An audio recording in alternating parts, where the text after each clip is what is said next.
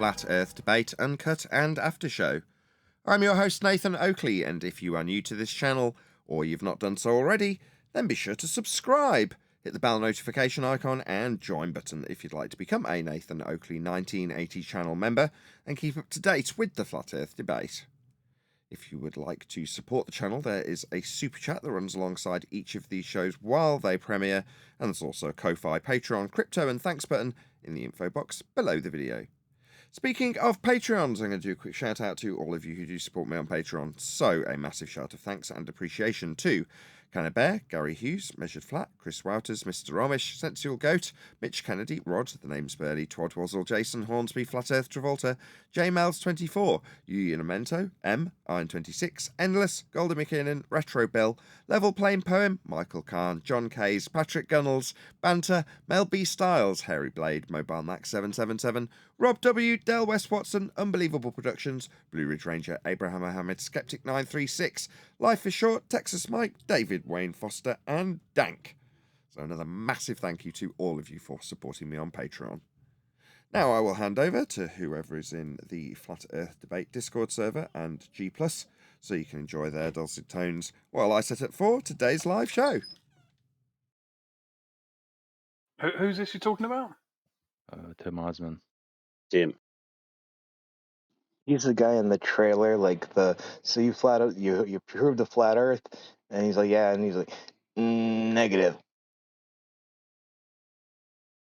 He also confronted Witsit. Witsit was on tour, and there's footage of him with Witsit. Yeah, he's the guy I knew in it was serious him pain. because I know it was him because I voice verified him yesterday. But I didn't tell you guys. I was just watching. I just wanted I to knew see it was him. what it would do. But people in the YouTube text chat didn't know it was him. They were all trying to say it was P. Mars. No, but you can see his name was written backwards. You can see I right didn't away. see that until afterwards. But I already knew who he was, even though I didn't have to look at his name.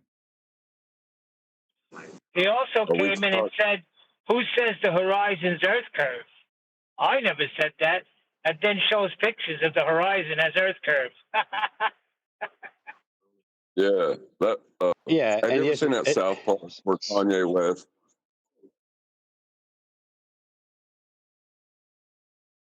sorry, John. Yeah, yesterday's picture, the horizon doesn't even show on the picture. It has the water level of the lake, and it's comparing the depression of the buildings towards the water level of the lake. But the horizon is way, way behind. It doesn't even show. The horizon should be on the mountain tops, where the sky appears to meet the land, not on the bottom. I didn't even see those. I'm talking about when he came in a couple of years ago. Say, Black Swan, who said that? I never said the horizon's Earth curve. And then showed pictures of the horizon. Yesterday though, he was being like in South Park. They had Kanye West get told a joke about. They said, "Do you like fish sticks?" And he's like, "Yeah, I love fish sticks. I love putting fish sticks in my mouth." And they're like, "Well, you're a gay fish." He didn't get it to the point that he killed the people he thought come up with the joke. Timmy was along those lines yesterday. Like he wasn't getting it, and it was kind of funny and it was kind of sad, you know. How ironic. Now, see, that's I think you're wrong. He is getting it. What you guys are skirting around is, or George has pointed out that in his images there's no horizon by the definition of sky meeting ground, by apparent position used in their Earth curve maths. Right. So therefore, in his image, he's not talking about the horizon. He's talking about where water level actually reaches a point of optical dissolution. Okay, that aside, we're skirting around the fact that his claim of Earth curve requires that we utilize a horizontal plane of reference. If we're going to assert Earth curve, we first need a horizontal plane to reference to employ the maths. So why is it that we're not using the mountain tops at the point they meet the sky as the horizon as Earth curve? Because they can't utilize that particular horizon in that particular manner. They need a flat Earth horizon. In other words, how do we calculate for Earth curve? Well, we need a giant expanse of flat water. So we can look at the Earth curve. What do you mean? We need a giant expanse of flat water. Well, obviously, it's going to, the topology is going to interfere with our assertion that a flat plane's getting in the way of stuff. When we use a flat plane, we need it to be flat. So we're going to use water because it's a giant expanse of flat area. Then we've got our horizontal plane of reference for our starting point in the maths. Then we can start doing things with that horizontal plane of reference and infer by calculation we've got a sphere. That's why they're not using a mountain range. They're using the horizon. Well, the horizon in the truest sense of the word is just where the sky meets the ground. No, they need the horizon to be a horizontal plane of reference in their maths. That's why we're not using mountains, because they need a flat plane. When did it click for you? About 18, no, not 18 months ago. I don't know, a year ago. You would just take the credit, man. You're the one who made this, gave me the understanding, made the cogs turn very slowly till it clicked. You just put it that way. But I don't know, about a year ago. Well, see, as a glober, I knew we measured Earth flat. I knew that. But I thought we also measured curvature at the horizon. So I was in contradiction while I was a heliocentrist, because I thought there was two measurements that seemed to contradict each other. And then I tried to rationalize how that would work. Gotcha. See, my understanding of sphericity never came from the mathematics and the assertion that we must, physically verify this with a measurement. My understanding pre-flat Earth was always just based on the consensus view, like most people. Whereas you had a more advanced understanding of why Earth would be claimed to be spherical based on its measurements, but that led you to the contradiction with Black Swan. But again, to answer your question, where did this click for me? It's not like there was a single thing that made it click, because I was going to say 18 months and then I hesitated, because the 18-month value is roughly when you were doing the two hippos, Freak and Unique or something. I forgot what they were called, but Bunk and Debunk. I didn't get it then. It didn't click, as you put it then. That was the, that was you chipping away at a dam that eventually, is now no more. It's completely crumbled. But if you want to put it into an analogy, there was never an actual point that you go, oh, I get it. They need a flat plane of reference. You know what I mean? Everything's been leading towards that as a focused understanding. Now I'm there. I'm like, hang on a second. I understand this and I'm putting it to that effect for the audience, and they haven't been funneled into this focused understanding and will then brace against certain aspects that are on the periphery, like, measured flat. But no, it is, and they need it to be. It really is, that's becoming more cemented now. So if you're like, how does it click that they need a flat plane in all instances? That's about 12 months, isn't it? How long have we been saying you'll need a flat plane for that? Shortly after 10th started presenting celestial navigation information. Yeah, but that doesn't necessarily tie to. I always find it a bit complex when we got to page 87 and they start doing the half a sign conversion and moving latitude spherically, and that all for me was a bit much. I've got to be honest. So it wasn't like I'd made that connection at that point between the curve calculator, for example, like we discussed yesterday, being based on or having a prerequisite plane to make the assertion in the maths. Like I say, that just slowly dawned upon me. It didn't even dawn on me. It's just been refined in terms of how we phrase it to the audience. But that's as a result of you. Yeah. How you converted your kitchen into a globe. Even when I first watched it, I didn't fully get it. Yeah, you just need the flat plane to get your angle, and you can do anything. But I knew that stuff about latitude from not the way that 10th fully disseminated it. right? And I didn't make that connection in my mind, but I knew it was angle measurements to the stars. It was actually Uh, Brian. oh, Brian was covering it before 10th was. I know we generally joke about, well, 2 weeks Brian got before. there 2 weeks earlier, but that is actually true. There's older videos that date back 4 or 5 years that Brian's discussing it in.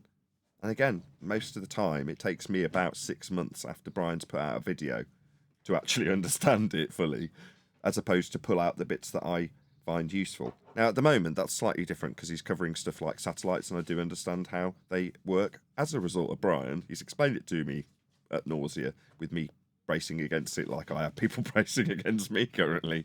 And I can now, mainly because of this particular example, empathise with Brian. I'm like, yeah, I get how irritating that is now. Because you're trying to disseminate something really complex. And how they've duped you.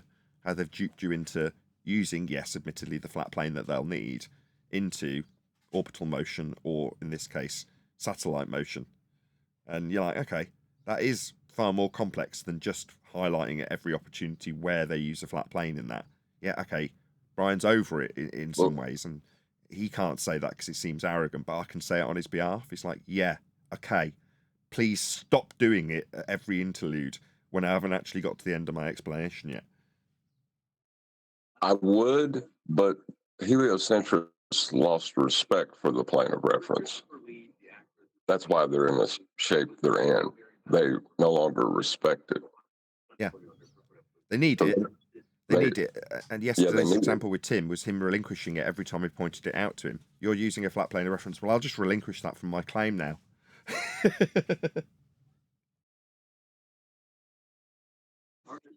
Yeah, but he's trying to make, we stated as measured flat, right? Every time that he relinquishes his claim, it's ours now. You see what I mean? Well, everything he surrenders becomes ours if we want it. If we want it, that's whether a good we use addition. it or not. If we want it, because in yesterday's discussion, what he really needs is for us to be making a claim to brace against and then justify how well we have qualified our claim. Now, while we might take ownership of his examples as flat earth evidence, we don't have to. Now, when my opponent in that case yesterday, Tim Osman, wanted to utilise his claim as though I should be justifying it or I should be measuring it, it's like, no, you have exampled this. I am not going to entertain this. Even though I could, I'll then reincorporate my evidence of it being a flat plane in his example to him. The reason I did it that way was because at every point that he relinquishes that, for the first time he did it was with good luck with that, with the horizontal plane of reference in Walter Bislin's calculator. Okay, good. Glad I didn't take ownership of it, because it's your claim you've just said good luck with that for. So good luck with your Walter Bislin claim you made and is strictly in your ownership, because I'm not taking ownership of this. I'm not going to use Bislin as a flat earth proof. I don't. I wouldn't bring it up. I didn't bring it up. He brought it up. He's going to own it. And it's flat earth proof within it. That's his now.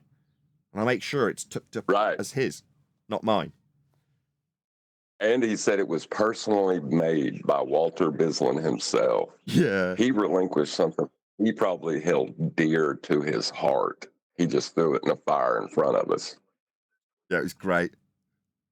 And it did sadden me a little bit, because I do remember back in the day when I was so green and didn't even know Tim Osman was, he could be quite intimidating. Not for long. I find the chinks in his armour within about 6 months. But my point is that in his own mind, that impression I first had of him would be the impression that most people had of him from that point forth till now. Well, now, the mighty have fallen. You're not infamous anymore. You don't have anything beyond every single skank and file globe believer that comes here. That it didn't used to be that way, and I felt quite sad inside. I shouldn't laugh, but at the time I'm like, I did actually say, I'm sure, where's the Tim Osman we used to know? He didn't sound like he had a lot of confidence anymore, did he? It's like you just ripped that right out of his guts. No, he sounded broken. That's how he sounded. Exactly. He sounded broken and in a lot of pain. Imagine you had to assert words didn't exist, but you had to use words to do it. Yeah. Could be hard.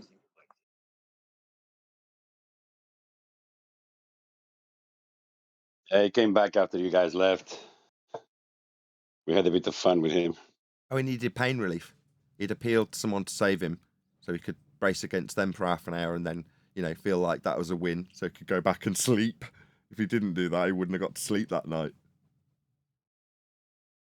I bet you didn't get no sleep last night. I bet you they kicked him around for hours.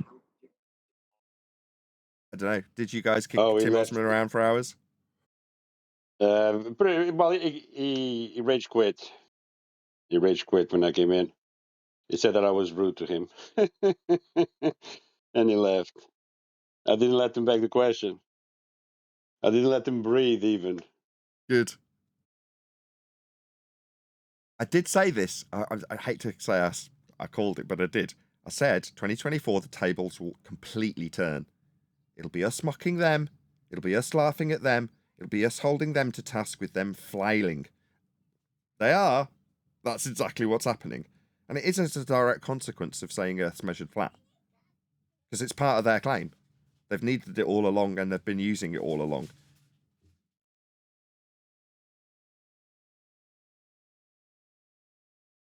Yep. That's beautiful, isn't it? Very. I think the words analogy is as close as I could get to describing it. What a conundrum they're in. Yeah. Words don't exist. Didn't you just use words to tell me they don't exist?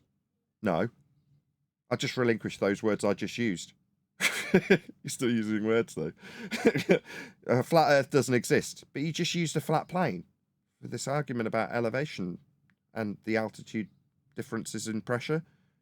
That needs a flat plane. I just ignore that bit of my claim. But you can't without relinquishing it entirely. Well, I'll relinquish it entirely. Let's move on. See this picture of a horizon? That proves Earth's a sphere, because if I put it through Earth curve maths, it proves that there's a Earth curve getting in the way. All right. What measurements have you got in this claim?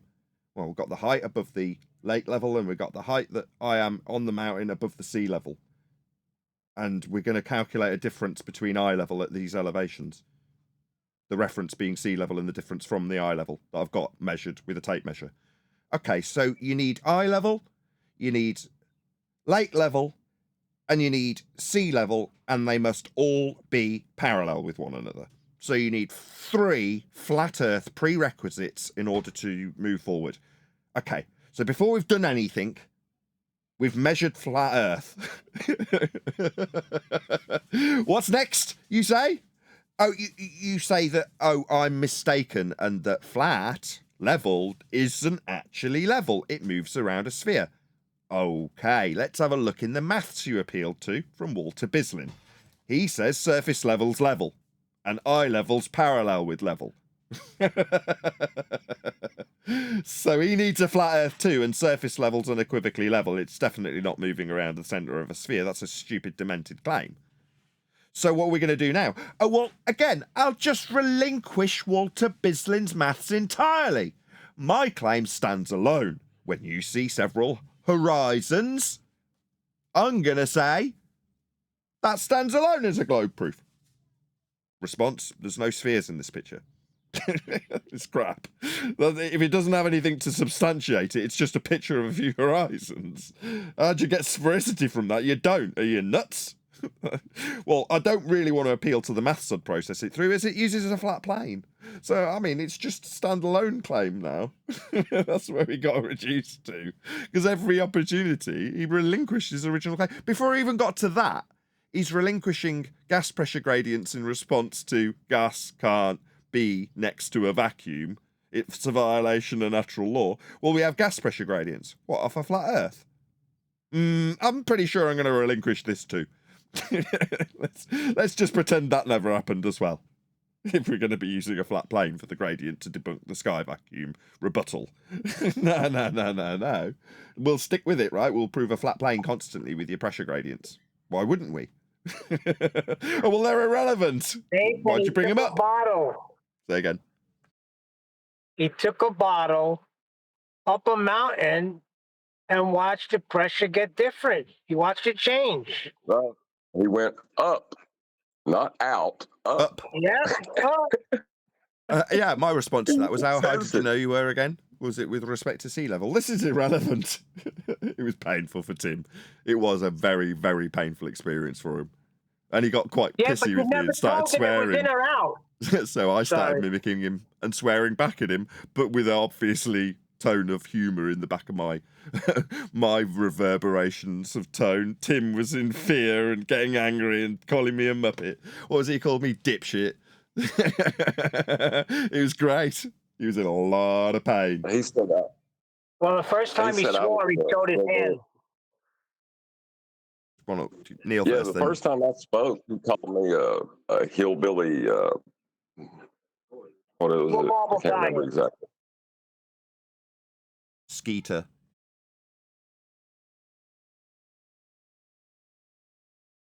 He called me a redneck hick the first time I spoke.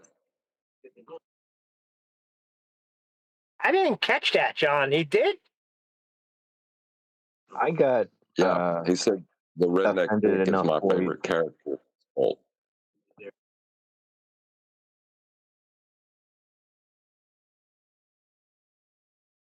Nathan didn't say you can't have up or down in a ball. You can only have in or out. He left out the in or out part.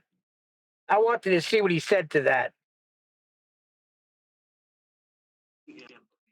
yeah, but Tim is so brainwashed. He may just be immediately take it that way and say, and from now on, when he's talking to people, say, "I'm going to go out that mountain."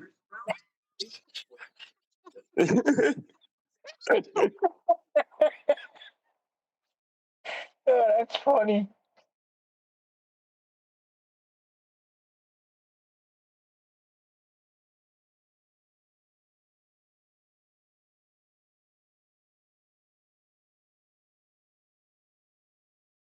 What amazes me is they've had control of the language as long as they have, that we have terms like atmosphere, you know, and they Yep. still need us.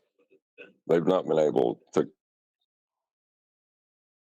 I guess the language is how they hide it. It's just But- words. Yeah. Like When Adam came in and said,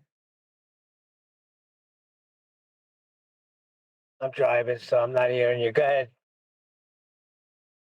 No, you go ahead. I was just saying when level follows a curve as a definition in the dictionary, but being synonymous with horizontal, you know, it's like you really got to stop and think.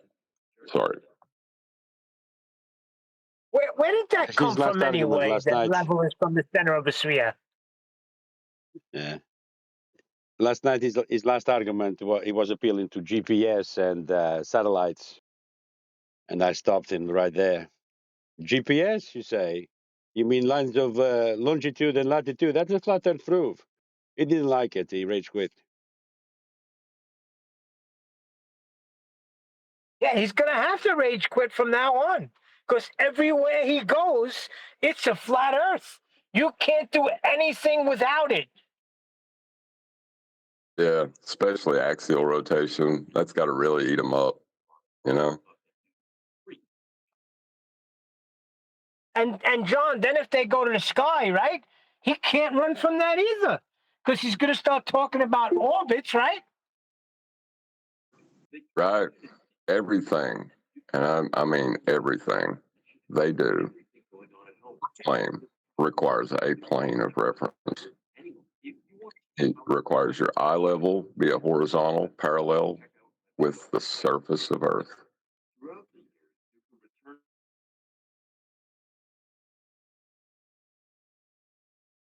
Yeah, he's going to be doing a lot of rage quitting.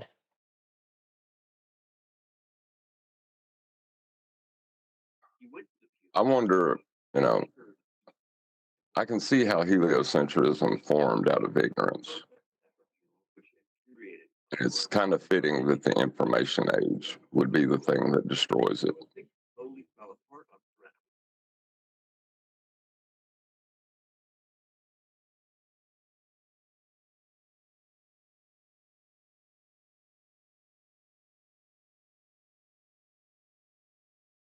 So who are we covering today? Terrence?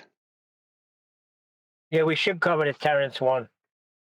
What about the Witsit one? We never even got to that. Like, I think we did what? Yeah, The opening?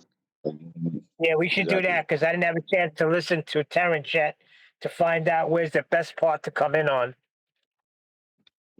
You could do that Monday.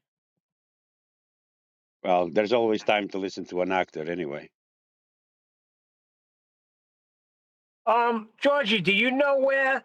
Because I know in the beginning he's talking about how he remembers being in his mother's womb. We don't need any of that nonsense. I didn't hear the whole thing. I've seen snaps from TikTok. But Yeah. the little bit that I heard is with it, yes. The dielectric and stuff like that. Ether. Yeah, that's around in between 30 and 40 minutes. He starts talking about that. Around 28 minutes, he starts saying that there's no straight lines in nature. Everything naturally curves because they thought the Earth Like the was horizon, flat. yeah? Like the horizon. Yeah, like the horizon.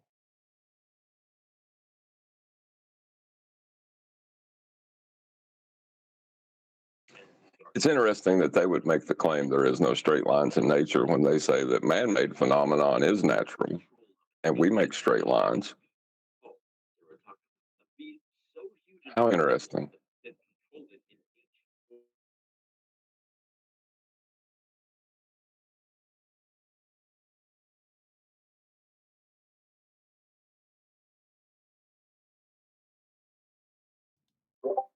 Good morning, gentlemen. Good morning, everybody. Good morning. Good morning. Now, I've actually, after advice from Righteous Force, pre-titled the show, as we do know what we're covering, although I don't actually have a link to it and I have no idea what the contents of it is. But it's something to do with Joe Rogan. Neil, what was the video? I think you're talking about the Terrence Howard one. Terrence Howard. Can someone dig up a link to the Terrence Howard? Presumably it's Joe Rogan interviewing Terrence Howard. If someone can dig that out, we'll cover it. But in the meantime, we're going to ask at least a couple of housekeeping questions. So, any evidence of Earth curve?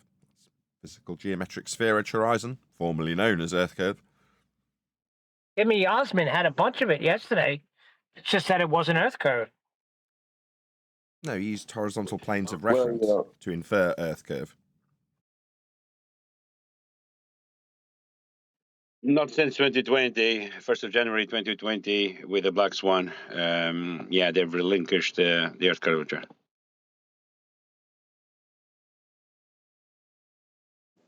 They The biggest problem in relinquished this country. atmospheric refraction. I'm sorry. He's just telling me the links there. Carry on. Thank you. Not only did they relinquish the Earth curve maths, but now they're relinquishing the atmospheric refraction they used to claim as a get around so they could use the Earth curve maths. So they're just burning that entire bridge down now, it seems. Yeah. Yeah, they've relinquished geometry in general because you can't do maths anymore. Everything is banded. Did you have some timestamps, Neil? Did you you said you would have a look through it and there's a particular point that hopefully you can tell us that I can start at? Didn't get a chance to watch any of it, but you could start at the 20-minute mark. I can guarantee that.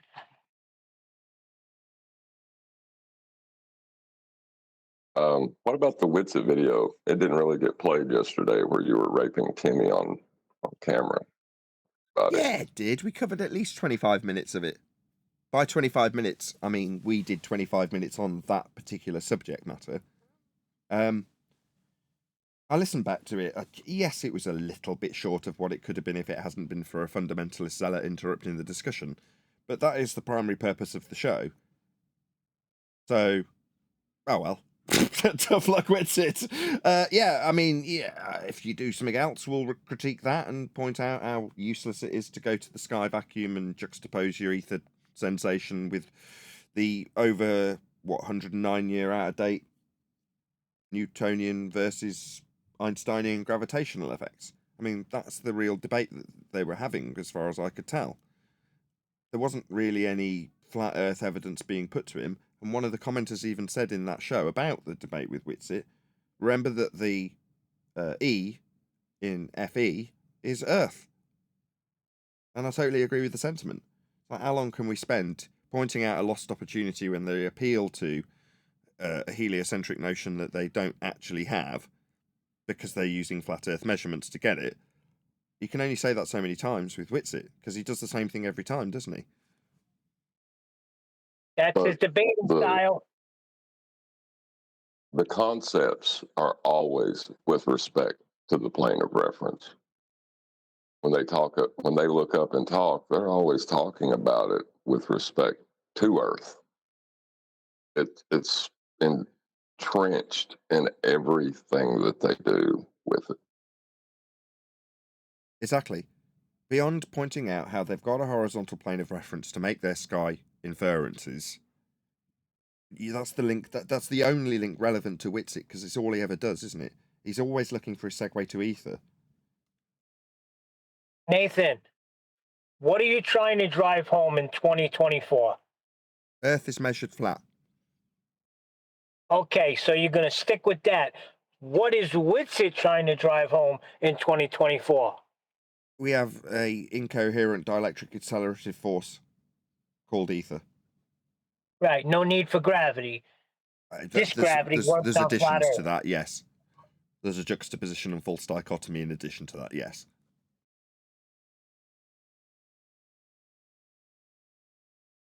Your point being, Neil?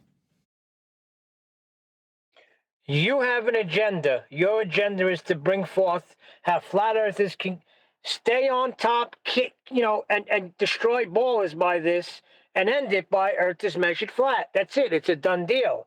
His agenda is to promote ether and the dielectric acceleration, the incoherent, which is a great word for it, because that's his agenda. So whatever your agenda is, you're going to lead with that. Yeah. Yeah, and the reason that heliocentrists get away with the incoherent dielectric acceleration within their electric universe is because incoherent means that there is no, it's in all directions.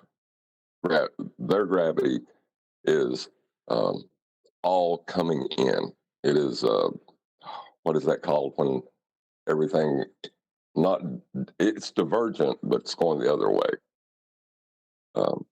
Reciprocal? But anyway, it's divergent is going out from a point, and the opposite of that is everything coming to a point. Radiating? It doesn't matter. But anyway, that's how they get away with incoherent. But if you're a flat earther, your incoherent dielectric acceleration doesn't give you a single vector. So, yeah, I don't know why they're doing it. I guess they don't understand what the words they use mean. They're putting finite tips on the feast of nonsense. It bugs me. But that answers your question, why aren't we covering it again? If somebody moans and says, I don't think you're moaning, but to be clear, if somebody does and says, no, you do need to cover more in this Whitsitt debate with Law Lodge, because at the 47-minute mark he covers this, I think it'd be useful, then I will. But as far as I'm concerned, we've dipped our toe in it, and what we dipped into was the same yogurt we've dipped our toes into many times before. It was goopy and it wasn't going to be eaten afterwards. You see, when Whitsitt does come when Earth is measured flat, he does it fast, with no confidence, and like an afterthought. I don't get it. Well, you do get it. You summarised it. It's lack of confidence.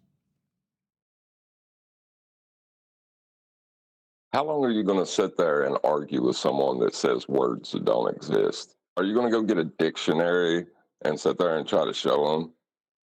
Like, there's a point where you just need to laugh.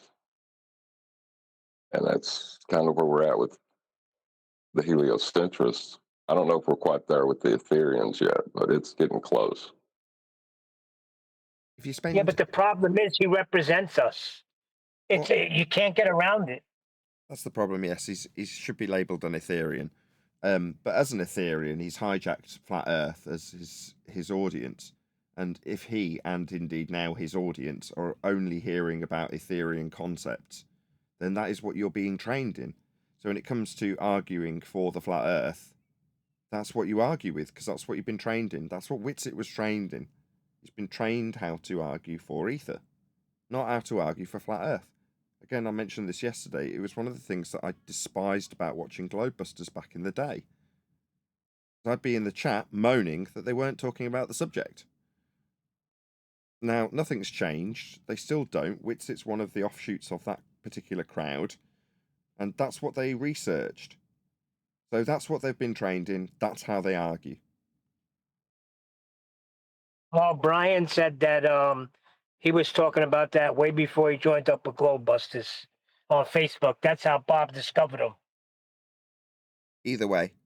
Well, isn't him and QE, Whitsitt and QE used to be friends for a while, didn't they?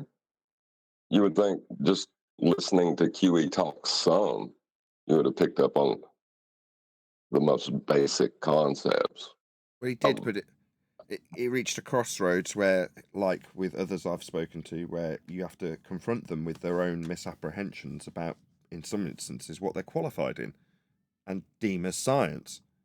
Well, there was a crossroads for Whitsitt where quantum eraser's outstanding education in science was understood by Whitsitt. And did he then relinquish his pseudoscientific claims? Nah, he just changed his language slightly, cut the word experiment out of Michelson-Morley, and that was it. That's what he did. No. But Go on. It never stopped him from being asserting the cause of phenomenon in the physical world. He still does that. That's what I was going to go on to say. You know, exactly. He's still asserting it as though it's as it is still called the Michelson-Morley experiment. It is still pseudoscientific in its nature. It is still hijacking what they claim to be phenomena. Well, it's still just the same pseudoscience. It doesn't matter if you lob the word experiment off it. I mean, all that does is steal the magic that it used to have when it was called an experiment, when it wasn't then and isn't now.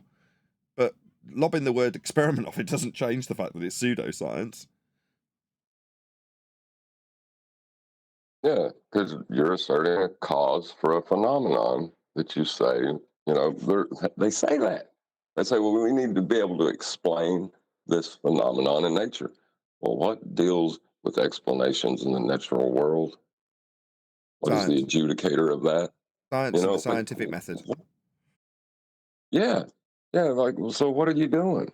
You just doing a magic trick or something? What's your point? Yeah. It's like having a game called the fraud game. And you go, right, if you do this and do that, and someone comes along and goes, hang on a second. Your fraud game is fraud. And someone says, what about if I just call it the game? Then it's not fraud anymore. No. The game's still a fraudulent game, and it's fraudulent in terms of what you're doing. But not naming it the fraud game doesn't stop what it is. Whitsitt's by comparison. This is not an experiment. It's pseudoscience. It's hijacking the terminology and creating phenomena. It's not adhering to the method. What about if I stop calling it science? No, you're still making the same example with it, though. It's still pseudoscientific by its nature. Just not calling it an experiment anymore doesn't change anything. Anyway, should we move on? Should we do a bit of Rogan? As always, please let... who is this video? It's actual Joe's channel, so please let Joe know. At Nathan Oakley 1980 sent me. There is a link going right by in the live stream chat, and tiny by comparison, though we are to Joe Rogan, we would hope that were he to respond, he'd put a link to my video and help us in the YouTube algorithmic love that we definitely do not receive as flat earthers. So as you can see, posted on screen now, is that link. So I'm suggesting you do that right now, as we are literally live right now. If you are watching the live stream and you can see that link whizzing by with my name on it, click on it and go and let Powerful JRE channel know at Nathan Oakley 1980 sent me. and give him a little nod that we have responded to his video. As I say, the idea being that he would put a link to our video if he were to respond to any of the critiques that we put forth today. So hopefully with a couple more repetitions of that exact same call to action, that'll give people in the live chat enough time to actually go along to Powerful JRE channel and let them know that Nathan Oakley 1980 sent me. Please don't swear at him. Please don't antagonise. You'll just get your comment deleted. There's no point if you end up getting your comment removed. So in the politest possible way, let them know we've critiqued their video. Their responses have been delivered by us on Joe Rogan Experience 2152 with Terrence Howard. So that's the name of the video. Link, as I say, is going by right now. Hopefully that's bought enough time for people to do that. Is there any comment from anybody who has watched this video prior to me pressing play at about the 20 minute and 25 second mark, so that I don't just press play and immediately get waffle straight through the start of it? Any comments before we start? Well, get ready for concepts and pseudoscience. Get ready for what? Concepts like maths and pseudoscience. I see. It's like the intro to we are now entering a world of conception. Is that what you mean? Yeah, pretty much. That is the most horse crap claim I've ever heard in my life. I gotta be honest, People Neil. believe thousands of years. I don't think there's much for us to get our teeth into. Do you, John? This is word salad garbage nonsense. Yeah, it sounds like at best it could be religious nonsense. At best, there's no. I don't even know if there's a positive claim in all that, except that we can judge on a natural world standard. His historical standard's probably garbage, but I really don't want to go into that. Well, he says that there are no straight lines in nature. That's what gets me. Okay. I mean, even as an onlooker from the outside, regardless of the specialist subject that we cover, listening to this, you're going to be of one or of two mindsets. You're either going to be like entranced by the word salad, or you're going to be like us and go, what the hell is this idiot babbling about? Because it makes no sense. Well, I was more concerned. See, did you hear his response when he said they thought the Earth was flat? Like he never heard it before, Joe Rogan. He's heard it before. I found that a little suspicious. No. He's being shown a bloody spirograph and told that they extrapolate out straight lines through curved circles when you're drawing out the flower of life. Why? Because Earth's flat.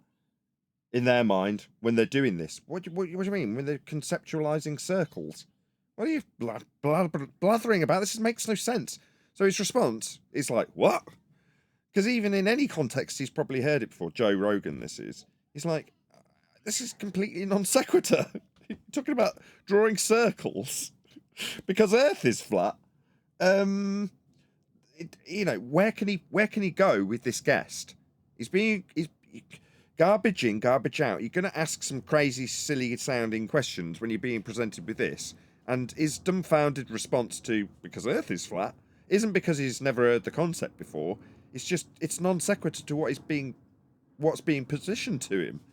We're going from a crappy description with lots of misapprehensions about entropic decay and phase change that aren't being described with things in different phases. It's irking my brain to try and make some sense of the nonsense he's spewed. I mean, I can pull apart how nonsensical it is by contrasting it with the actual descriptions of entropic decay and phase change. But do I want to? How does this serve our interests? Beyond him vaguely mentioning that upon drawing out some circles and deriving mathematical straight lines from them, that could in some way be ascribed to someone perceiving the world to be flat, which is totally non sequitur. I don't see how we've got any skin in this. You haven't got a horse in this race. Nope. This is a crazy nonsense religion within heliocentrism. It has nothing to do with us, except that they need a flat plane to assert it because you define curves with straight lines. Yeah. symmetrically. To add to that, yes, I think that is what he's trying to say, right? He's trying to, well, he came to the conclusion that they have to deal with the Earth flat, right? He doesn't realize it, but what he's saying is they had to deal with the Earth as flat, and that we all know, right? That's the basis of everything. But his argument is that since we know that the Earth is a globe, right? Now we can assume this other nonsense. And what gets more intriguing as you watch the video is that he spews the exact same rhetoric as Whitsitt does. I mean, almost word for word when it comes to ether. Well, I was Correct. thinking that while I was seeing him draw out a flower of life.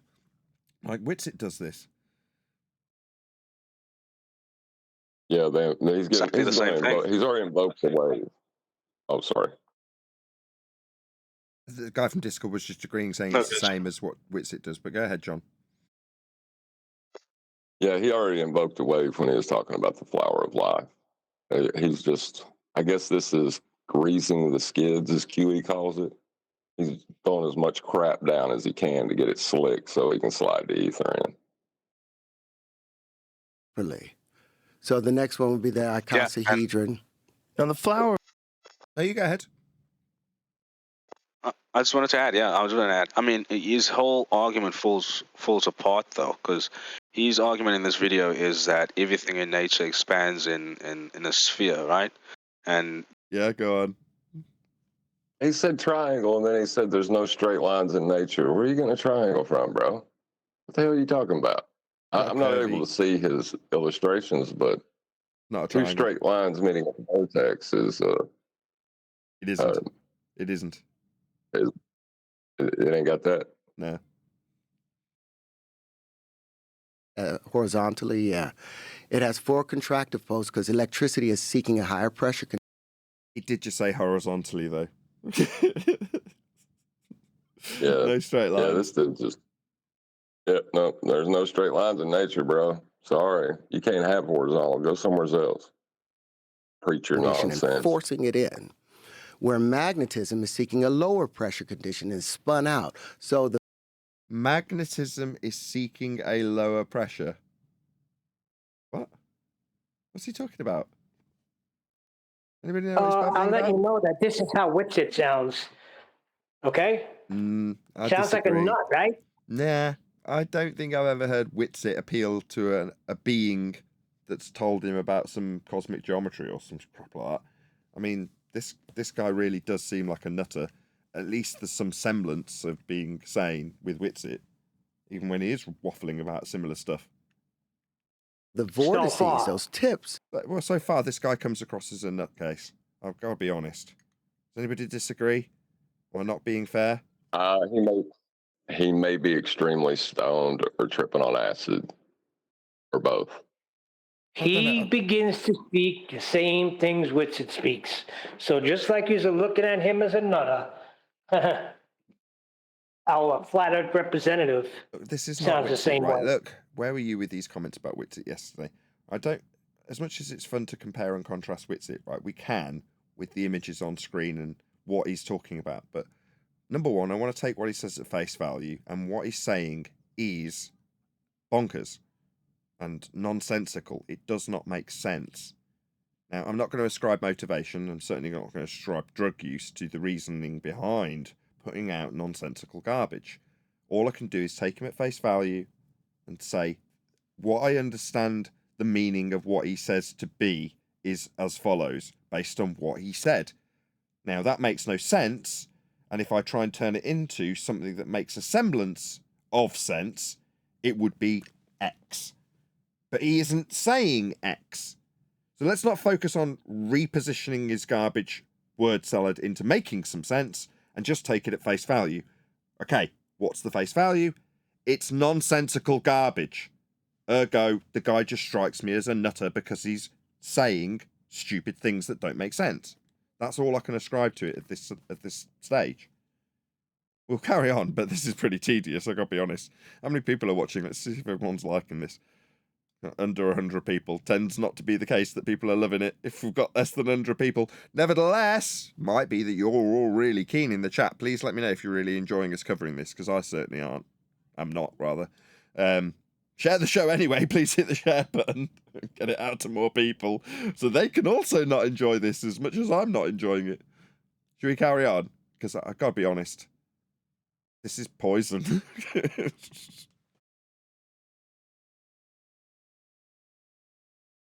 we carry on? Considering you only gave it a few minutes, I think, yeah. Oh, this is hurting my head. It's such poison. Gibberish. Like, okay, I called this the Huntian after my son. So I was like, what happens when 6 bubbles meet? If you'll go. Man, you're just describing stuff in a computer model, right?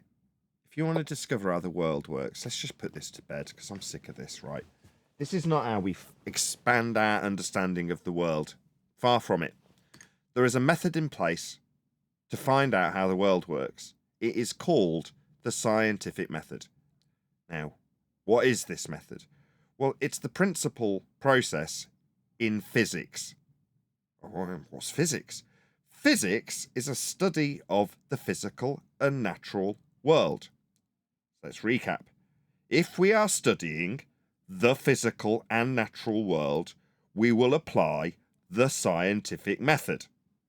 Okay, now we need to know what that method is, because what we are witnessing on screen is garbage. It's nonsense. It's a computer model with an explanation that defies entropic law, with a guy who doesn't know what phases are explaining how the geometry in a mathematical model reified into existence as being hydrogen demonstrated on a computer screen. That is not science. First step in science is to observe something occurring. What are we observing occurring? Is it magnetism? Is it entropy? Is it decay? The unwinding of elements into other elements?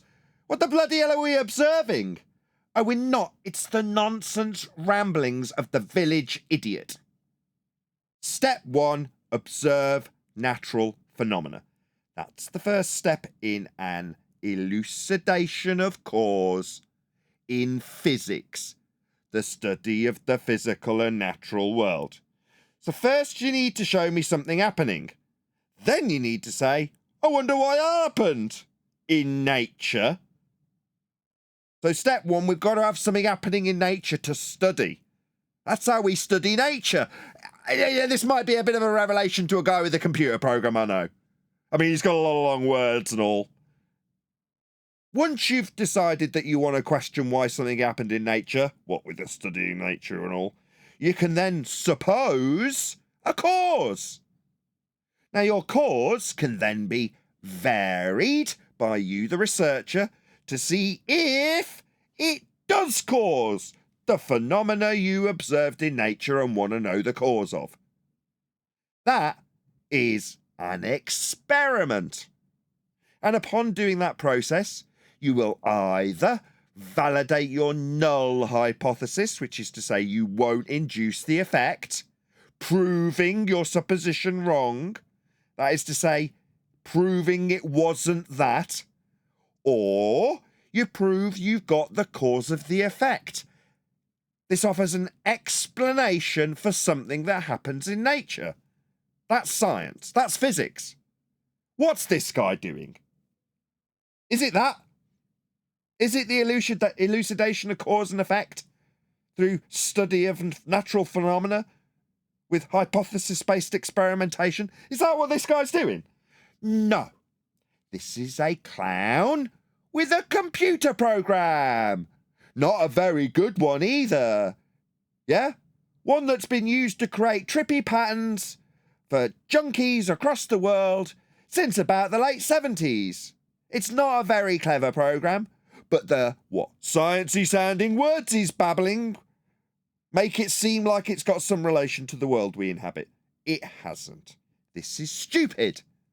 And it offends my ears. Yeah? Now, I've said it before, like I'm despondent about it. Now I'm expressing my utter disdain and irritation for this pseudoscience, word salad peddling numpty moron. I don't want to hear anything more from him. This is irritating me to the not quite the extent of teachers, but almost, because he's like peddling himself like he's teaching Joe this stuff and therefore the audience this stuff. He's got something to teach, he feels, and it offends me. Can anybody appreciate my irritation in this regard? Yeah, I'll vote That's change how I videos. felt as well. Yeah. We may not change videos. Absolutely, Some it's people a love fun- hearing me get annoyed, but go on, DALA. It's absolutely annoying. It's a philosophical framework, isn't it? It's concepts. You summed it up perfectly right before we started. Yep. It's frustrating. And then what he does is he uses You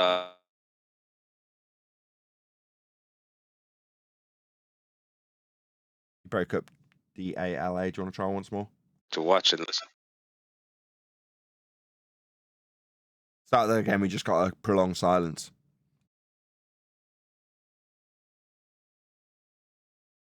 Can you hear me? We can now. Go ahead. Try that all again. Sorry about that. Yeah, and I just wanted to say, can you? It's frustrating to listen to him. It's really is, and that's why I thought, look, this is how when Wiss is in a debate, because I know he's prolific on when he debates flat Earth, but when he rambles on about ether and his philosophical frameworks, what you expressed now just a second ago, is how I feel. Anyone else? 100 people watching. See, me getting irritated with this is why people are probably shared. Oh, Nathan's getting really annoyed. Oh, great. I'll hit the share button. I'll never step over my boundaries again, and pick out another video. Why not? What are you talking about? Sometimes, Neil, you got to understand that me saying I hate this is equally worthy of critique, even with me saying I don't want to cover this. I know it's quite a confusing concept to understand, but when I just said, oh look, the numbers have gone up, ergo typically, even if you're a regular, you want to share good stuff. Now, me getting deeply irritated with this garbage and summarising it with a contrasting view of the scientific discovery that we can employ with a method of physics, then people want to share that.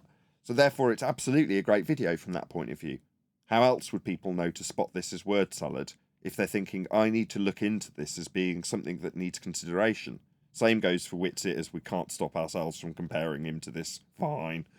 But if that's the case, you just need, at some point, someone to lose their shit with it and go, what is he babbling about? This has got nothing to do with reality.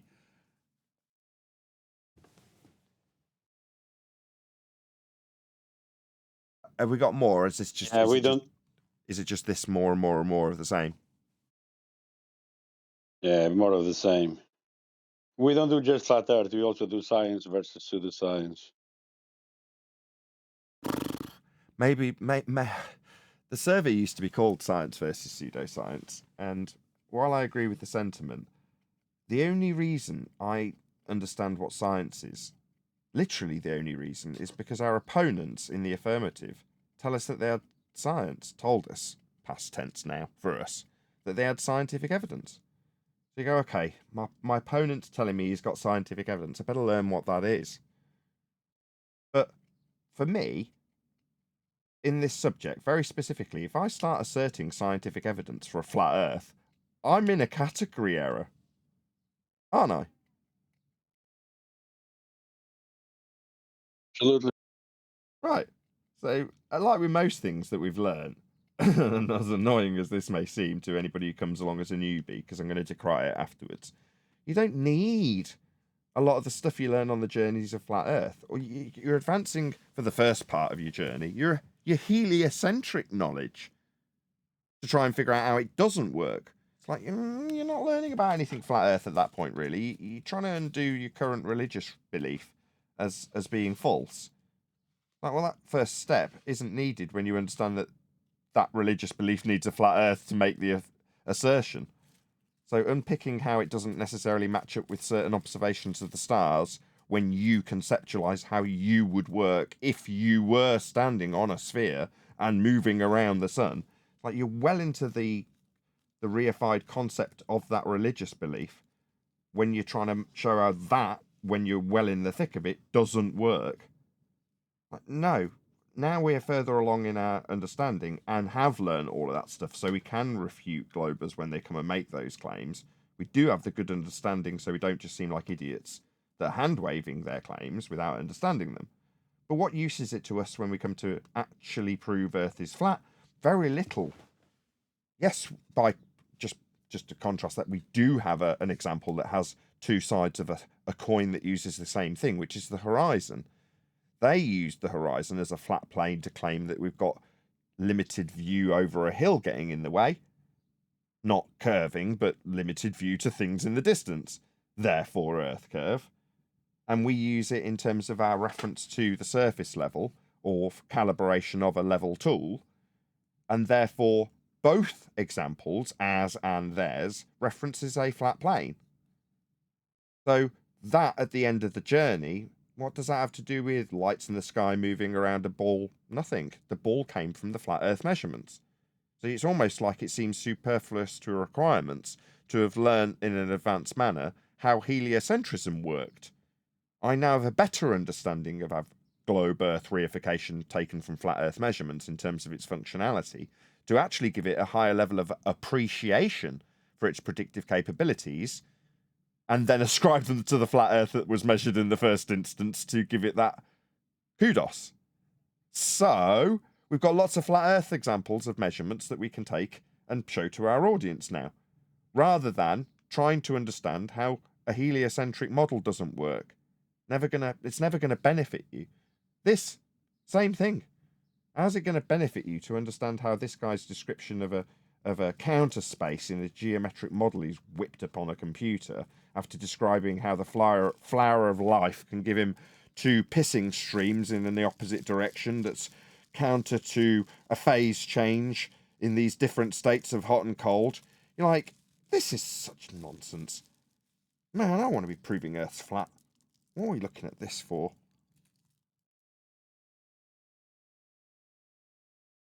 But we'll carry on. Yeah, in our case, we need to teach the ballers their own model so we can debunk it afterwards. And it seems to be the case again. We need to teach the ballers how they came to the measurements of their globe via flat Earth. So then we can show how flat it is. But they need to understand the model first, which they don't. I want the people who we previously described as giving a soft landing, and maybe Mark Sargent won't like me using him in this example, but I'm gonna. That's what I want people like Mark to be doing, giving you a soft landing with a better understanding of how the globe works with flat Earth elevation angle measurements. Well, once you've given that soft landing, when you get further up the chain to us, not in terms of popularity, far from it, but once you get further up the chain to us and we are explaining at an advanced level with orbital motion and that level of heliocentric understanding, also reference to the flat plane that they use, it'll only be in rebuttal.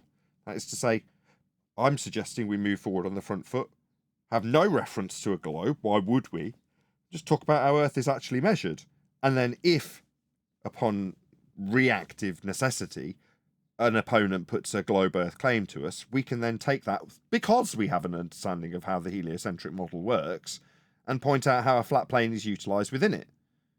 But not necessarily, as flat Earth debate goes, we shouldn't be opening with that. That's where I see people like Mark Sargent advancing how they give people a soft landing. Let me cuddle you with some extended and advanced heliocentric understanding. Doesn't that sound great? We're going to talk about how the globe works. If that was Mark Sargent doing them, he's lulling them into a false sense of security with an arm round them, telling them he's going to let them know better how the globe works. with a flat Earth measurement, as I show you here. That's how your globe works. Isn't that cool? That's what I'd hope that brings people to this subject. In reality, people come because of archons and Mandela effect and all the other stupid 9/11 garbage that they've found on their path to the flat Earth. You know what I mean? If you haven't come across JFK's assassination before you've come across a flat plane of reference, I'd be horrified, because the road to this subject is pasted and plastered with feast and nonsense. Not flat Earth measurements. I hope we are the antidote to that, rather, in 2024. It certainly seems to be the case, but that's where I'm hoping we go. Just deal with globe Earth claims in rebuttal reactively. Proactively, tell people Earth's measured flat, and if people come to you as a flat earther like Mark Sargent for a soft landing into the subject to have your mind broadened, broaden it with a better understanding of how heliocentrism works with a flat plane measurement. That would be my ideal world. That's Nathyland. Never going to exist. Ice walls and domes is what we're going to contend with. That's the path.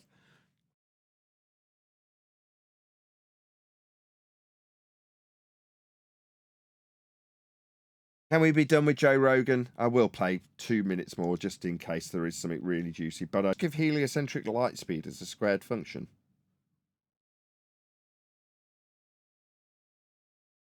Sounded like it. Did anybody hear that? Did anybody catch?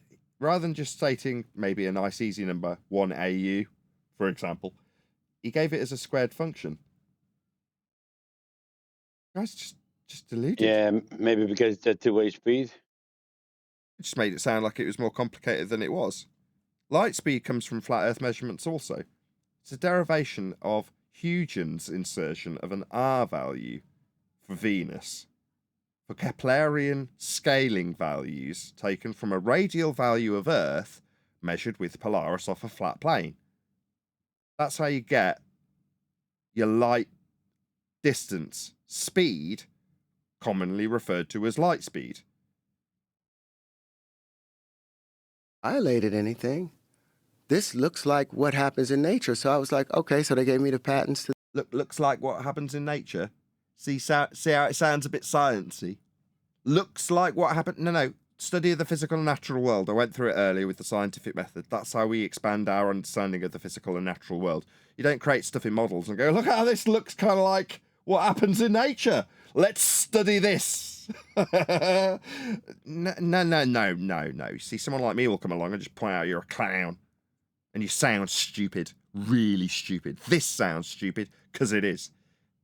To this, but you'll see that there's 6 unaccounted electrical poles to it. Wow, I see that. So I was like, what happens when 12 bubbles meet if you go to the one right next? What happens if there's 16? Who cares? Go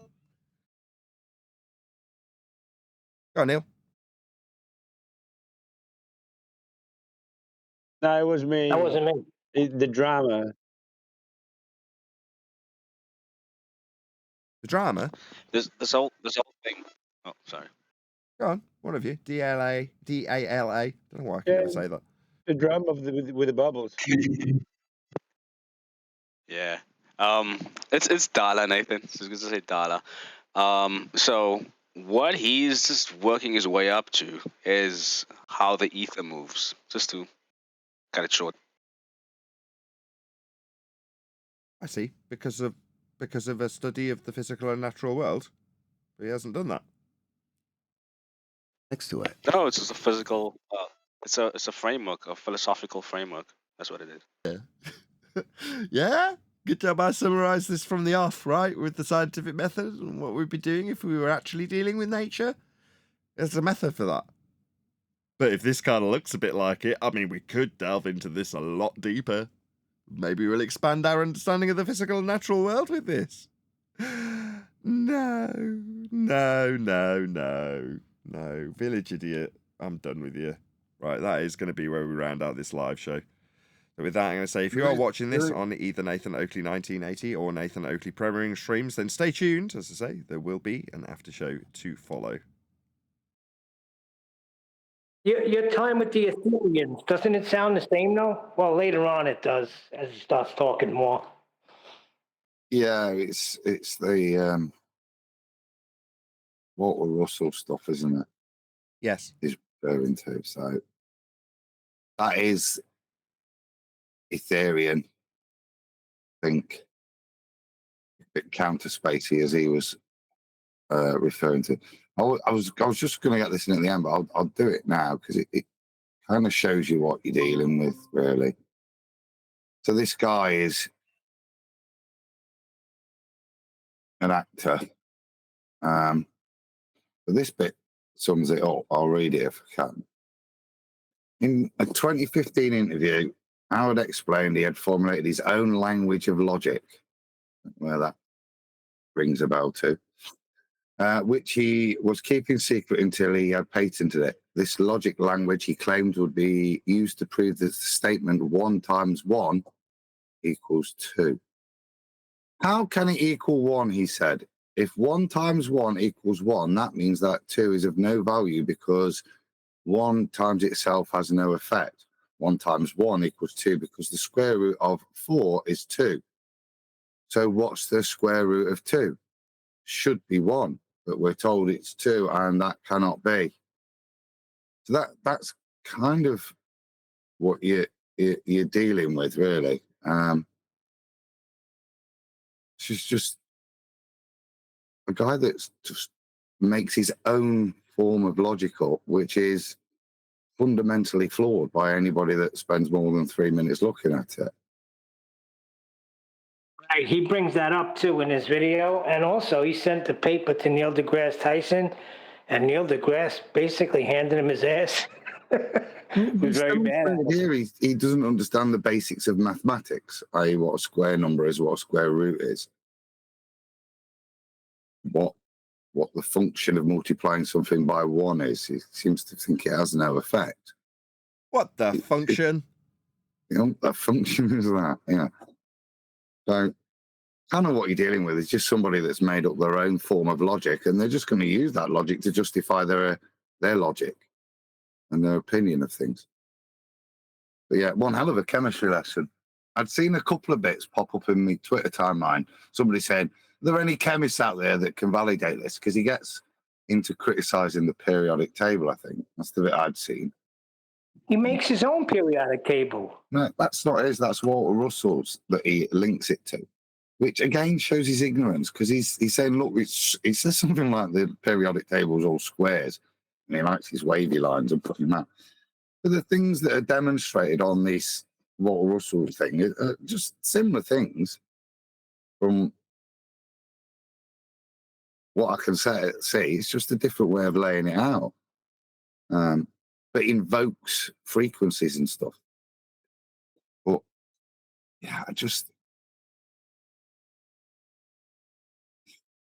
kind of an offshoot of Ethereanism, isn't it? There's lots of this stuff out there, this energetic atoms are atoms. We can make our own stuff up, and that seemed to be what he was doing there. Just don't know what he was doing with that flower of life. Yeah, but he brings up the photon. So he's talking about all this nonsense, and then he brings up the photon.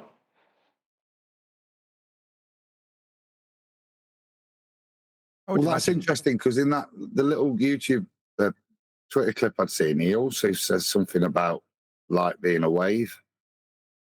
And if you keep reducing it, it'll give you the sound of light. If you keep reducing the frequency, you'll hear it. It's very ignorant, the things I've heard him saying. So wow. Teriology, as it's called. I guess you had to hear the beginning when the beam took him by the hand and started giving him all of these patterns. And if he only would have known, he could have healed his mother. I guess that would have been helpful. Maybe it was Bilu. Bilu. I'd imagine as a chemist, this would be quite an affront to your ears also then, Adam. It's just confusing. I mean, like I said, the bit I've just looked up, to anybody with basic understanding of mathematics, is logic is just applied here is an affront, isn't it? Or ignorant. more than anything. About squares and square roots. Yeah, it's just ignorant of what he's doing, what he's claiming. So I'm not offended because it's laughable, isn't it? I mean, I don't know what he was on about. He's obviously got something in his head. Joe Rogan, I've never heard him be so polite. Why was he not even laughing or saying, what are you on about, dude? Why? I can answer that easily. There's a term, baffle them with bullshit. You ever heard that term? Well, yes, there was his demeanour was very similar to others. But Joe Rogan looked baffled. Would you not agree? I mean, Neil chalked it up to he's making out like he's never heard of flat Earth before. No, regardless of his understanding of that concept in a different context completely, he's baffled by the connection. So he's like, what? And it's not that he's never heard it before. It just has no semblance of connection to the nonsense he just created in his geometric models and assertions through his own, according to Adam's, logic that makes no sense, according to the passage just read from his, what was that, from his wiki page or something? Yeah. Taken from a Rolling Stone interview. Oh, okay. So it's directly from him then. Oh, well, then he is just a village idiot. Yeah. Oh, well, I called it straight away. You know, when things hurt your brain and you're like, why is this so seemingly complex to unpack into sense so I can then unpack the sense I've ascribed to it when it makes no sense to begin with? Well, I'll tell you how he sells this, because he shows a picture of himself when he met his wife, and now a picture of himself since he's been on this journey, and he looks 20 years younger. You know, the Fountain of Youth sells, Nathan. Free energy, Fountain of Youth.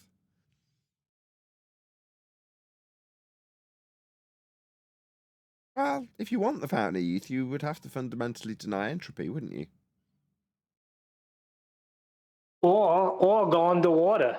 I seen a video posted where NASA sent somebody underwater for 100 days or something. No, you're thinking of And he was Simpsons. 10 years younger. Nah, you're thinking of Simpsons when they send him under the sea.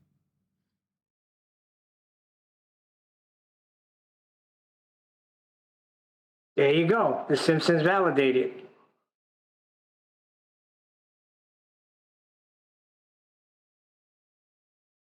It's a video of Master B. NASA put a guy in the water for 100 days, and it reversed entropy.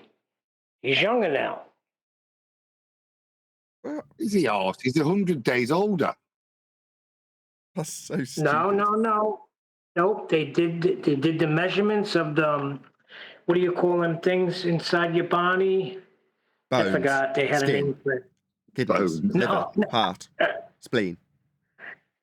No. It's some kind of other thing that you see under the microscope, and they're White blood longer. cells. So that means he decreased in age by 10 years. Tamars or something. Telmar. What? Not what? Mars? Is it Telmar? I can't remember. My genetics is terrible. Did he have a very high Telmar count afterwards? Therefore, he reversed entropy. What was it called? We'll go with Telmars. Sounds as good as any other nonsense.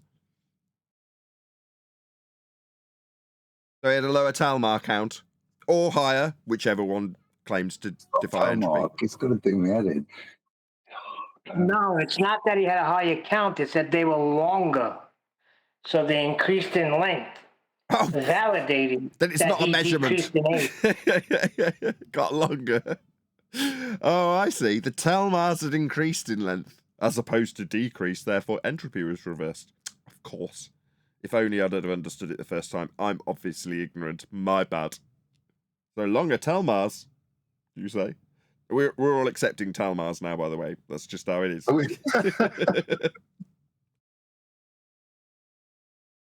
You see how easy it is, though?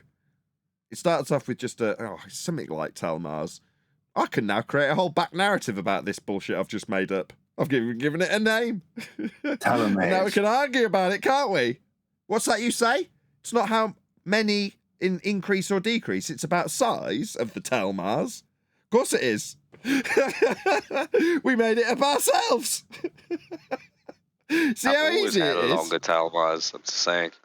Well, we could just Telomere. make it up. I mean, it's that easy. If I can make it confusing enough, right, and then introduce enough word salad, then you baffle your audience. And next thing you know, they're arguing with you about whether it's length or size of telmars.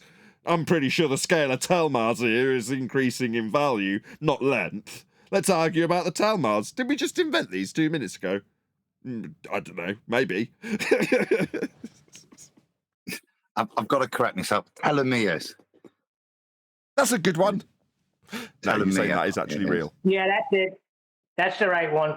Just, I hate it when my brain doesn't. Telomeres. But I quite like telmars. Next time I want to argue with somebody, I'm going to introduce it like it's real and tell them they don't understand it. So we can argue about it for half an hour. Because then I could be like this guy, I'll sell loads of books. Charlatans, that's all they are. These people are just con artists, right? He's out on a wing and a prayer. I don't think it's Dunning-Kruger. I think he's just winging it, right? He's had some semblance of success because for whatever reason, the mainstream loves this kind of crap, don't they?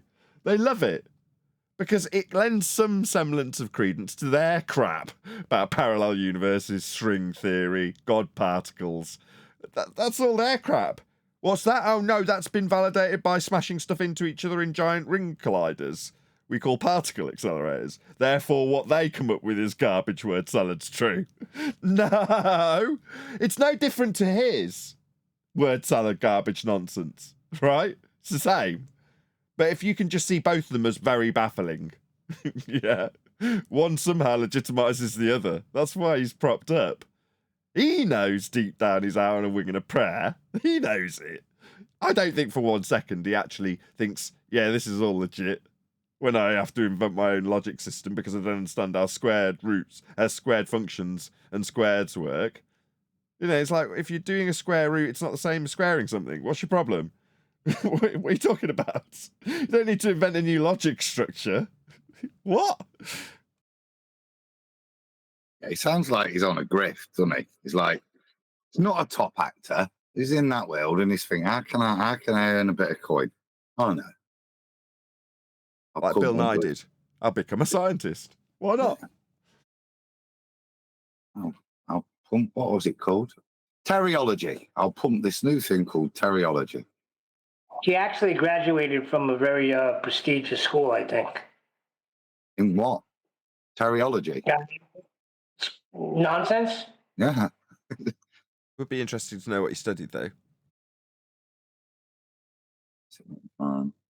I didn't study anything. You got an honorary degree. I thought it was engineering. No, in his bio, he said that he decided to go from acting to logic and engineering. His study of it. That's what it said in the bio. I did have a quick glance. Well, he's still a good actor, though. What's he been in? I didn't recognise him. Well, here's the part that bothers me. This was all an act. Claims that Robert. Hold on. He claims that Robert Downey Jr. Neil. Hold on. Yeah. That was where I was about to go after you told me what he'd performed in, because he's supposed to be an actor. I was going to go there. You had already gone there, George. So you take the credit. You're making me smile. Go ahead. No, this is all an act. I mean, he has books published on this nonsense, so he needs to act on favor of his publishment. It's all an act. Yeah, he's got his little props with his computer simulation running in the background with a producer running the program or video for the audience. It's his little shell game. This is a little performance he's got going on. I completely agree. This is his act now. Yep. Well, he was War Machine. He said he got Robert Downey Jr. in Iron Man, and then all of a sudden, when he got successful again, Robert Downey Jr. doesn't return his calls. He called him 26 times. Probably because you're a damn nut and he doesn't want to be bothered with you. He was War Machine in The Avengers. No, the Iron Man. In the first Iron Man movie. Very first Iron Man movie. War Machine. And he says he recommended Robert Downey Jr. because they weren't even looking at him. So he's taking a credit for the rejuvenation of his career. War Machine is just the guy that robs Iron Man's suit, isn't he?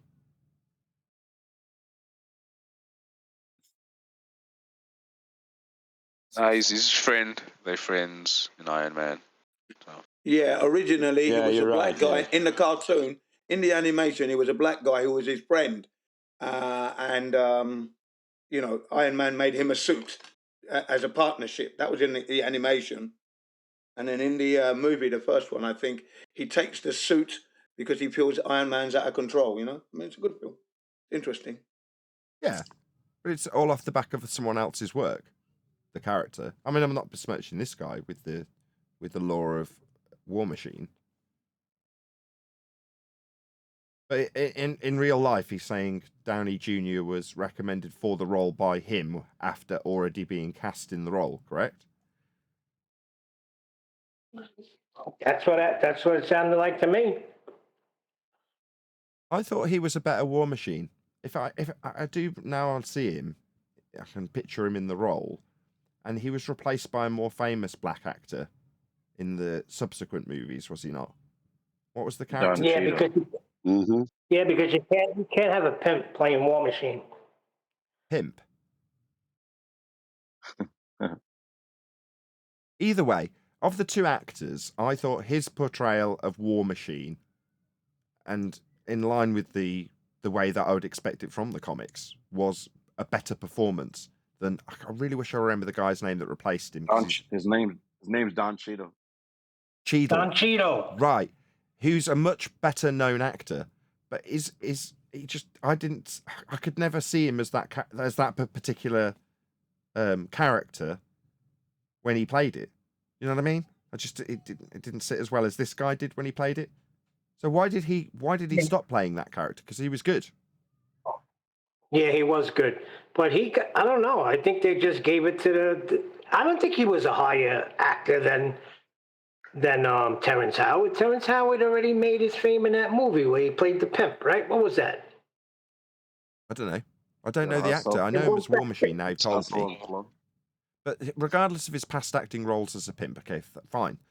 You only take each performance on each merit, and that was something that stuck out for me. The replacement of War Machine did kind of sit badly with me because I thought that the replacement actor Cheadle didn't do the character as good a service as this guy did. There was chemistry between the two actors as friends when he played War Machine. There was, from vague memory, right? This movie's about 15 years old. But from vague memory, there was a part in it where he kind of steals the suit, right? It isn't necessarily made for him. He kind of discovers it and then just basically takes ownership of it, right? That's what I remember in the plot. But there's therefore a bit of betrayal between the two characters, and that kind of chemistry really did come across. Whereas in the subsequent movies, you've got Cheadle dressed up as like some lieutenant when he's War Machine, and that's it. He's just a spurious general type character. Not general as in generalized, but as in general as in position in the ranks. Yeah. You know, he just becomes some generic character. There's no chemistry anymore. I think it's Nathan, false memory, Nathan. I think that's false memory because in the first movie, he doesn't even put on the suit. He just says next time or something along those lines. It's in the second movie that Don Cheadle actually steals the suit. Okay, fair enough. Yeah, so in the first movie, he he does doesn't discover the suit, but doesn't actually put it on. It's just his mate.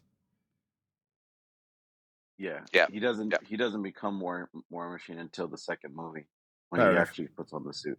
But I was just gonna jump in and say though that in regards to how you said like what happened between Robert Downey Jr. and Terrence Howard, what happened was that the studio couldn't bond Robert Downey Jr. So but Terrence he'd rather Robert Downey Jr. because he liked his work rather than the other guy they were going to go with. So what Terrence Howard did was he said, out of the $4 million you're going to give me, take 1 million and bond Robert Downey Jr. just so that way he could work with him. And when he did that, that solidified the role for Robert Downey Jr. to become Iron Man. And then that's why he was like, when they dropped him, he was reaching out to Robert Downey Jr. like, "Hey man, like I helped you out, like help me out." So like Robert Downey Jr. he didn't do that for him though. He kind of dissed him. So that was Well, then I Can just be completely validated. okay. I mean, regardless of his nonsense waffle on the live show, right? I really empathise with this guy. He sounds like he's been shafted badly. That's outrageous, really. If that's all true, then the guy's he's been screwed over, hasn't he? Yeah, definitely. I'd be pretty bitter. The fact that he's got on with life, done something else, and now he's getting critiqued by us. Good. Not good that, you're spouting nonsense waffle, but yeah, you've just got on with it. How do we know that Robert Downey Jr. did not try to help him out and he just couldn't? It doesn't matter either way, regardless of if his hands are tied or not. If part of the story is him Downey Jr. making moves to try and help and failing, showing willing, if he already knows that it's Downey Jr., that he's never going to help him progress for whatever reason, and then that's just the end of the road of their relationship, you're like, oh, right. You'd be pretty pissed if you were him, would you not? I would. Yeah, that costed. He lost what, $20 million, or well, $16 million because of it, because he was guaranteed $20 million over the next 3 movies because they were going to make War Machine like a sequel, or like he was going to have a place in the movies. But because they went with Don Cheadle, that money went to Don Cheadle. Matter of fact, he ended up getting more. But wow. Yeah, it's kind of That's the dirty business of Hollywood. What are you going to do? Yeah, exactly. Kind of, that's the devil, and you're in with the devil. What are you going to do? Moan about it? True. But at the same token, I'd still be pissed if I was him. I can totally empathise. I'd be fuming. You'd be like, I'd be furious. Robert Downey Jr. would have got whacked a long time ago. Well, no, not whacked, but it's like, what? I scratch your back, you stick a knife in mine? Exactly. You're used to that, Nathan. I think he said that he finally like talked to him about it. He said either a year later or 3 years later, he saw him at a show somewhere or some event, and he like was kind of like, "What's up?" Like, I try to get a hold of you. I think he said like 27 times he called him, trying to help, try to see if he could help him. And all Robert Downey Jr. had to say was, "Well, you got that other gig, right? So that worked out." Like, wow, thanks, but no thanks. Yeah, that's fine. Wow, prick. It's fine for me to lean on that and say good for you for getting on with it. But if you're the one that stuck the knife between the shoulder blades, say, well, at least you got on with it. Oh, well, thanks a bunch. Right. Well, to quote Tim Osman, how does that work on a flat Earth? How does that work on a flat Earth? This is nothing to do. You're right. This is nothing to do with the flat Earth, Jim. But it's just us having a bit of empathy when someone gets shafted in a different career, and them getting shafted shoves them in our firing line. Well, okay, it's in our firing line for the nonsense, but that doesn't alter his pathway to this, does it? And you can still empathise with his pathway, which is all we're doing. The guy's he's an actor that's been shafted. So we're just discussing that. I know it's nothing to do with flat Earth. I'll bring it back to flat Earth. This happened to me. I lay carpet, which is flat. After I stretch it, I got this guy a gig in a church, a very big church, but I said, you have to do the job at night so I could get in there with you and make a double salary. I'll get you the job and then just do it nights. So we agreed to it. And when the job started, I seen his guys rolling in the church during the day. So I said, what's going on? He said, oh, they changed it today. So when I called him up, I said, hey, James, what's going on? I thought we agreed that we're going to do it at night so I could work there too. He said, well, you're doing the other job, aren't you? I was like, what does that have to do with it? We had a deal. I'm trying to make it like you're making it. But yeah, I could see why Robert Downey Jr. shafted him and why Terrence is pissed. Oh, you got the other gig, didn't you? He's not Doesn't pissed. matter. No, hold on, let's get that clear. But for the fact that it was raised by people who are much more aware about who this guy is and what his history is, It was not in any way put across by him, moaned about him, mentioned by him, or in any way alluded to by him in this interview. So, no, as far as I wouldn't have even known about it if it hadn't been brought up.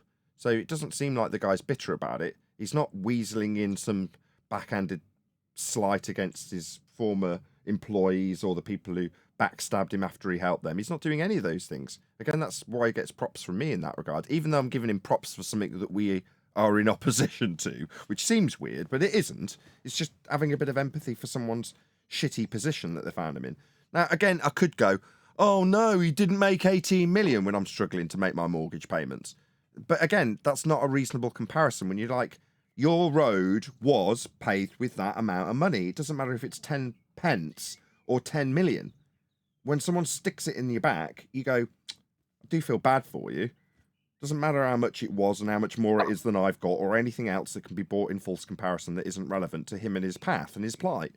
And as just a human being, you can go, oh, I do feel bad for you now. Doesn't change your stupid nonsense that you're peddling now. I'm still going to stick it to you with every bit of garbage that you've peddled. But I'd rather you were playing War Machine because you were good. From my memory, even though it seems to be wound up with, you know, the new character, which I'm sure you're probably pissed to hear, because it should have been you.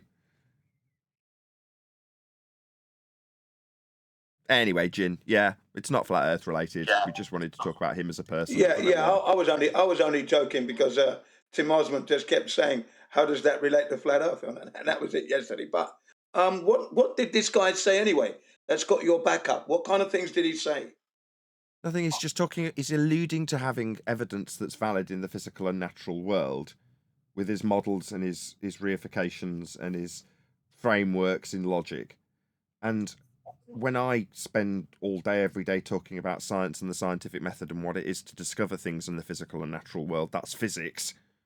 And what physics really is, and you compare and contrast the two, you go, this is annoying. You're just peddling nonsense and word salad that is baffling to most people, including the host Joe Rogan in this instance. Well, okay, yeah, you can baffle people with bullshit.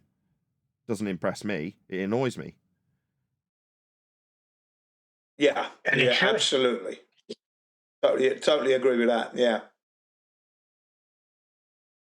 Oh, later on in that video, right, he proclaims to going to kill gravity and dispels the notion of the vacuum of space, saying that's the problem that people have, something along that effect, which I found interesting. Maybe he created this. He created this like 3D taken from the flower of life design. You know, that really cool geometric shape or drawing or whatever. But then he renders it into like a 3D. Then he says like that's a pocket, like an air pocket, and then that's what nothing can get into that position. So then that would be like what creates like a counter space. And then that's what he was trying to say, that is the anti-gravity. That's how we would be able to go in any direction at any speed. I don't know. It was really deep, but just like with it. Don't need gravity. Yeah, Anyway. he destroyed gravity with his little thing. Aside from highlighting nonsense, we didn't really have a horse in that race. I didn't feel. Maybe that's why we were covering it. In the same way we don't, as flat earthers, have a horse in that race. People are comparing it to Witsit, who seems to be our horse. What's going on? I believe Whitson completely disagreed with him in some instances over on X. But I did have a question for you. Out of his entire interview with Joe Rogan, the thing that made me like think the most, I guess, was the part where he talked about the periodic table and then started lining up the elements. Like that was probably the most interesting part to me. How he was saying that there's a balance in it. He's like that the way the table's drawn out with squares and the positions there are. He's like, it should be this way. Then they post like a photo. He's like, because this makes more sense. Huh? You found that interesting? Yeah, that if it's the way it lines up, that was interesting to me. That like the way that he was going by the way they're given the, I guess, the numbers as to their makeup, and then he shows like how they are. Yeah, I'm sure you guys saw it. That photo, right? I don't know. To me, it just seemed like a misapprehension about how inter and intramolecular bonding works when you're describing various different substances, and then ascribing that misapprehension to individualistic elements on the periodic table, and then describing what I unpacked to be entropic decay. And then he described that entropic decay, although I'm essentially making sense of something that didn't make sense, as being the change between, I think he said phases or states. That's right. States. You're like, none of this really made any sense because he's got a spiraling decay of elements into different elements when he's describing the periodic table. It was so silly. Then he followed it up with Yeah. there are no straight lines in nature. Yeah, post convention or I'm sorry, posted the Ridiculous. photo. That's you saw that photo, right? The one that they showed. Of the spirals. Yeah. Yeah, I compared it to an Yeah, I can make it on intelligence the light. computer. A load of gobos inside it. Anyway. I just found it interesting, and then he relates it to octave, to sound, to frequency. It was just interesting. I mean, I don't know. Yeah, How do we Adam test took that? objection Oh, boy. to that. So Adam saw a tweet about it where there's some comparison being made to light waves and sound waves. But the sound waves are actually propagating through the medium of air. They're vibrations of the air. Whereas light isn't working like that. If you're describing radiation light in any form, then you're describing how a frequency of light is derived from its wave function to give you wavelength. But that derivation of light diffraction to ascribe it as being a wavelength does not make it a wave when the wave itself in mathematical descriptive terms is a probability distribution as opposed to a physical wave in a medium. So again, it's a misapprehension about his use of what he thinks light is, a wave, or travelling through one, like sound travels through air, and the two aren't even in the same ballpark. I believe he actually didn't he say something in regards to there is no such thing as void because everything that it would have to propagate, there has to be a medium. He said something like that. I don't remember exactly how he said it. He said there's no way that, like, you know, I said at that point I was like, oh, cool. So he's like saying that there's no such thing as the vacuum of space with nothing, where there's no medium that which something can propagate through. But he just went really deep, so then I kind of lost what he was saying. But that was interesting. Yeah, he's substituting the background medium of ether with the background of a sky vacuum. I mean, that is also Witzit's bag. Yeah, true.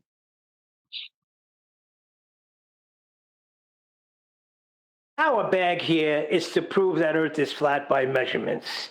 And that's what we're doing in 2024. Not with that video, we weren't. Other than the horizontal plane he used in the first instance to start drawing the spirograph image on. To decry that there's straight lines.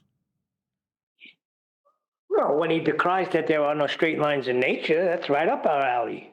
And I think that you need to address that and expose it for just what it is, garbage. I just did. If I draw a load of circles on a horizontal plane, I can tell you there's no straight lines in nature. I just need a little bit of flat plane to draw them on. That makes sod all sense.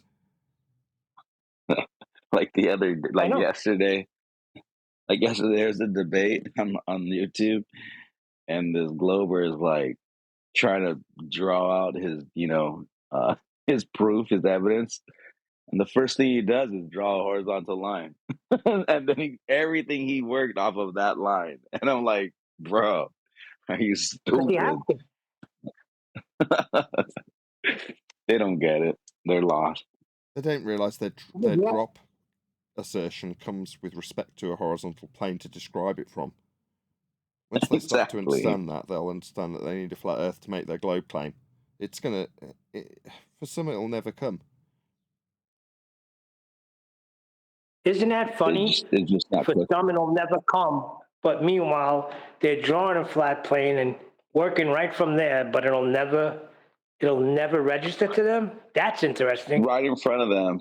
You're right. It's like they're literally creating the plane that they're saying doesn't exist to prove their point. And it's just something like, this is what's so frustrating sometimes with Globers. Like, bro, it's right in front of you. Like, the light needs to turn on. The switch has to happen. Like, something is just... You're right. You're I absolutely. call That's it a great summary, by the way, sleight of eyesight, isn't it? Sleight of eye instead of sleight of hand, because they do it right in front of you, and most of the people who are not aware of what's going on will see that line and not register that that's a flat plane right there. You know, it's sleight of eye. They do that all the time. It's a deliberate action. But when we're just to go You need- slightly you against need to what give them the Popcorn just crayons. said. Just one sec, George. If we can just show it to them. No. Go and review yesterday's discussion with Tim Osman. Because what actually happens when they are presented with their own standard of evidence they are using to claim they're proving a sphere with a flat plane? What will they do? Well, we've got several examples, but the most recent is Tim Osman, and he instantaneously decries the standard he's using to make his own claim. Oh, if the globe maths has got a flat plane requirement, I will relinquish the globe maths. Now, other examples include, oh, if the surface level we are navigating is flat, I will relinquish the surface completely. If the sky vacuum needs to be overcome with delta x of a pressure gradient with respect to a horizontal plane, I will relinquish both my claim in the first instance and therefore the horizontal plane that my claim relied upon. So rather than saying, oh, I see, I actually need a flat Earth to make my sphere claim, they go, oh, I see, I won't use that as a claim anymore. I relinquish the globe maths. There's a calculated deceiver right there. A calculated deceiver right there.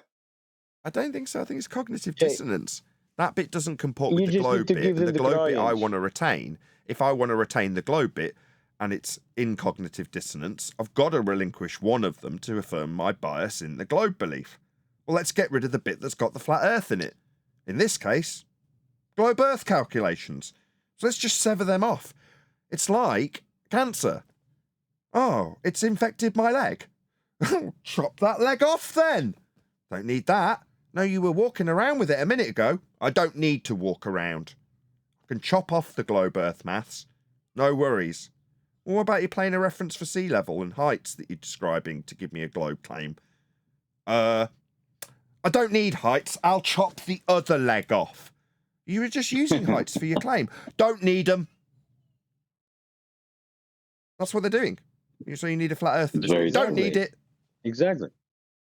Just ask them to draw whatever they are trying to claim, and they'll tell you how flat the globe measures to be.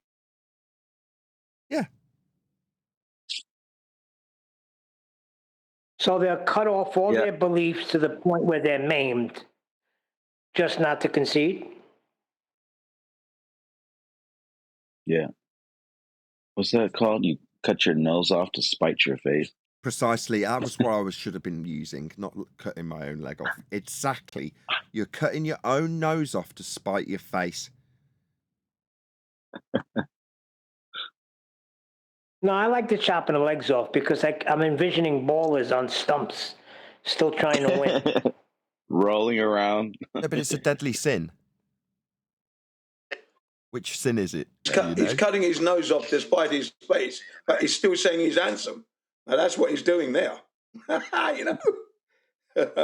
Cutting his nose off and still claiming that he's a handsome man. Does no one know what sin this is? Pride. Right. They don't get it, do they? Which example do they use in the film Seven? Can you remember? That was with Brad Pitt. What's in the box?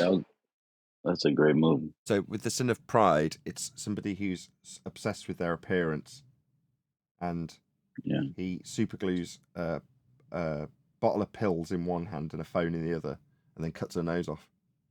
Either live with being ugly, or kill yourself. So she has to either call for help because she's bleeding to death, or end her life quickly with the pills. That's the choice she's given through pride. Same with globe belief. They cannot face the awful truth of being wrong. Yesterday, the reason Tim would more than happily cut his own legs off than concede that his claim relied on a flat earth being measured, which it always did. That's pride. Couldn't possibly face the idea of being wrong. The only way he can even try that on as a concept in his mind, it's not, it's reality, is to, LARP. Oh, well, I'm a flat earther now. Just because I've measured it flat means it's flat, does it? Oh, well, simply measuring it flat and saying it's flat like I've done must make me a flat earther. Yeah, that's right. Oh, well, but I said it's sarcastic. No, that is actually correct, though. Yes, you have just measured it flat. And yes, you used that flat measurement in your claim of a globe. Ergo, your flat measurement proves it's flat. For you to claim a globe with the flat measurement. That's exactly correct. Saying it in sarcasm doesn't alter it. But you can only comfortably try it on as though it's a role play. I'll declare it's true sarcastically. Do what you like, man. I don't care. You want to declare it in sarcasm? Oh, yeah, well, that'll undo the argument we just had about your use of a flat earth for your globe faith. No, it won't. You try it on however you like. I don't care how you try on these outfits. They're just facts that you're using. Yeah, but Nathan, it's 10 years, and now we're flat earther. Now what do we do? What do we do now, Nathan? I will say this, Nathan. Whatever you're doing, you are literally causing them to change directions, shift gears, retract, and it's hilarious. And I'll give you two examples. One is they used to use celestial navigation 1000%. It's a globe because of celestial navigation. You dismantled that. Then they ended up saying, well, we don't have to use the horizon to get our dip angle. We could just use a zenith, and then we'll just take an angle from the sky. So we don't need the ocean anymore. Holy fuck, did you make them run for the hills? Then the other one is the measuring on the ground, where this is the way we, rise over run, yada, yada, yada. This is the way we survey. Oh, reciprocal zenith angles. This is how we don't even need the ground to measure the ground. It's like, wow, whatever you're doing, Nathan, you're fucking doing it right, because you are literally having to make these idiots come up with these alternatives to where they're no longer even using the ground to prove the ground's, convexity, if you will, Yeah. if it is or not. Exactly. I had to remind Tim Osman yesterday. He decried the use of sea language. level for his elevations and told me it was irrelevant and had nothing to do with it. I'm like, we're debating the nature of the ground. This is what we're debating. Exactly. You've dismantled their arguments so much that they literally are now getting away from the ground to prove that the ground is curving. It's amazing. No, they're only getting away from the ground after they use the ground to claim that it's spherical. And when we point out that their use of the ground is flat, they then decry the ground they were using to claim it was spherical, but now it's measured flat. They don't want to use it anymore, and it's nothing to do with the ground. Like, this is a flat Earth debate. Yeah. And when we get to the point that we show a flat Earth measurement, your argument becomes nothing to do with the ground. Wonderful. Exactly. It's a great place to be in 2024, if you ask me. Right. It's frustrating. They John was alluding. Curvature was alluding. Sorry, just one sec. Just want to give him props because he's not here, but he was alluding to it earlier in terms of when did this click, and it's like, well, it didn't click. If it wasn't for refracted curvature banging this drum for a prolonged period, it wouldn't be sinking in, or wouldn't have sunk in the way it has. It's like, it's not a click. It's a drip. You know what I mean? Drip, drip, drip, drip, drip. As you learn the information. You got to give Brian credit for 2 weeks before. Brian gets credit because he knew earliest, not necessarily props for dripping it in. Because Brian's got I don't want to say a short temper, but he gets frustrated too quickly with people's ignorance. Which is to say, if you're not getting it quickly and you're moving on to other points, he doesn't recognise that is through the person that hasn't understood his advanced understanding fully yet. Therefore, rather than saying, I'm pretty dumb and I don't really fully understand what you've said, Brian, therefore I'm going to change the subject to this, which I do understand. They just changed the subject, irritating to Brian. But that's, I am kind of criticising him. You know, he's got to learn how to teach people better. Make his points more concise. Now, if he hears this and goes, "You prick," I'm like, you know, it does take a long time for everybody to refine their own argument, and you've got to go back and forth with someone else who does understand it to refine it. And if the people you're dealing with, in this case me, doesn't understand it, I, because I'm a prick, will blame you and your ability to educate me, because it is ultimately your fault, Brian.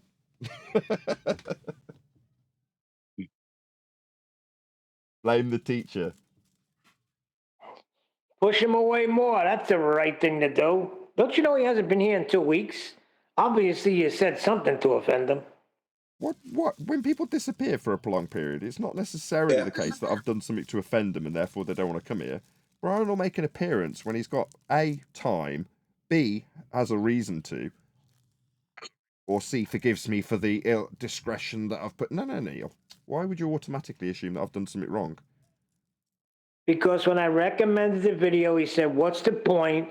It's only going to be met with, you're going to need a flat earth, or earth is measured flat without going through the process." Yeah. So what he's saying is highlighting it without going through the full in-depth process isn't what interests him at the moment. That doesn't mean he's fallen out with us. It means that he's bored of what we're doing. Well, yeah, if you knew this 3 years ago, Neil, you'd be bored of it too. And you'd be like, what's the point? I want to dig into the advanced understanding and contrasting heliocentrism with its measurements and intricacies that fail. And you just want to interrupt me with, you need a flat earth for that. And I don't want to do that, would be Brian's attitude. Now, every time that this has come up, both me and John have gone, yeah, this is his circumstance. We do empathise. It won't change what we do. That's the vibe we're on. Now, Brian's gone, well, screw that. That annoys me. And okay, good. That's the right attitude to take if it's getting on your wick, is to detach yourself from it if it's getting on your nerves. Because I don't want Brian to be around if I'm annoying him with the current dogma. Why would I want him around? Because he'll just annoy me, getting annoyed with us and our current vibe. That doesn't mean he's fallen out with us, though, Neil. You've got a very black and white way of looking at these things. Don't put words in my mouth. I never said he fell out. Said he's away for a while. It could be the favoritism, too, you know.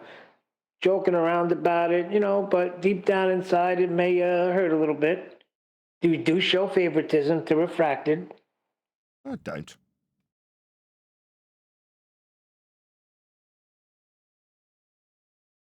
Number one, no, I don't show any favoritism. I haven't got any favorites.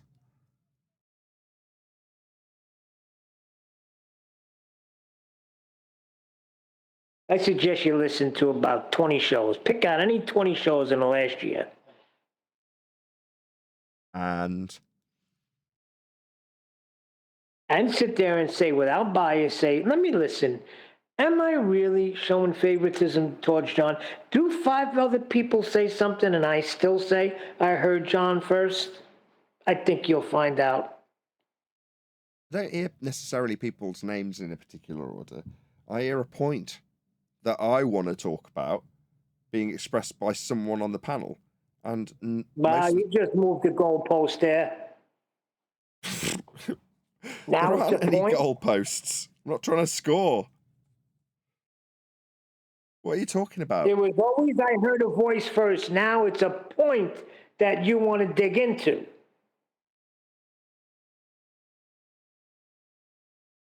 Okay, so you're focusing on me saying I heard John first, and me saying now that there might be certain circumstances where I hear several people, and what I pick out of that is the point that I want to be focused on. And if that happens to be John, he'll get picked out of the the noise, therefore he's my favourite, right? Well, that's what you said. I thought when you said I heard John first meant that you heard his voice first, when you can clearly be the Adam or Brian or even me that tried to get in first. But you would say, I heard John first.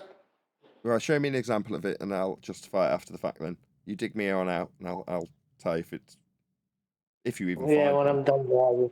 If you even I find really one. don't care. Oh, you don't care now. You've got to substantiate your claim. Well, it doesn't bother me one way or a bit. It just bothers me that Brian's not here. Just like it would bother me that Adam's not here. Brian's a key panel member. Nah, what are you talking about? It's much better without Brian.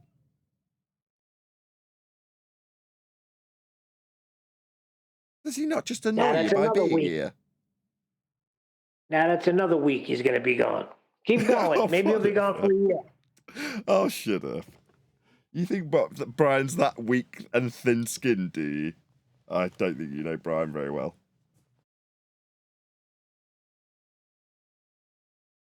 He likes to have a jab at other people's thin-skinned nature. That's why he's claiming favoritism. He thinks he can have a jab at people's vanity. He's only doing it for the crack.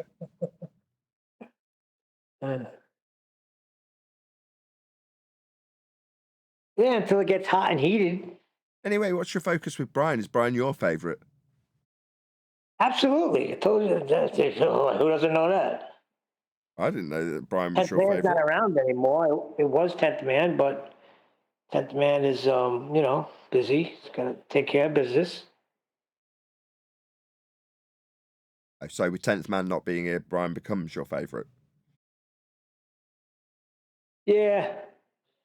I believe you just agreed. If I can just jump in here. Please do. Jump in here just for a second. Yeah, I definitely do. Yeah, yeah, thanks. Yeah, because yesterday it took me 4 attempts before I could actually speak. And John was pushed in front of me. When I clearly got started before John yesterday, didn't mind. Thank you, Jen. Because Hold on a second. I think I heard John say something. Hold on. Go ahead, John. Oh, he's not here. Sorry. Go ahead, Jin. Yeah, right. I was just saying yesterday, it took me 4 attempts to try and get what I wanted to say out, and I was patient with it. Now, normally in other servers, I would have blown my top and just shouted out, "Oi, can you not hear? I want to say something." But in a lot of respect, I didn't do that.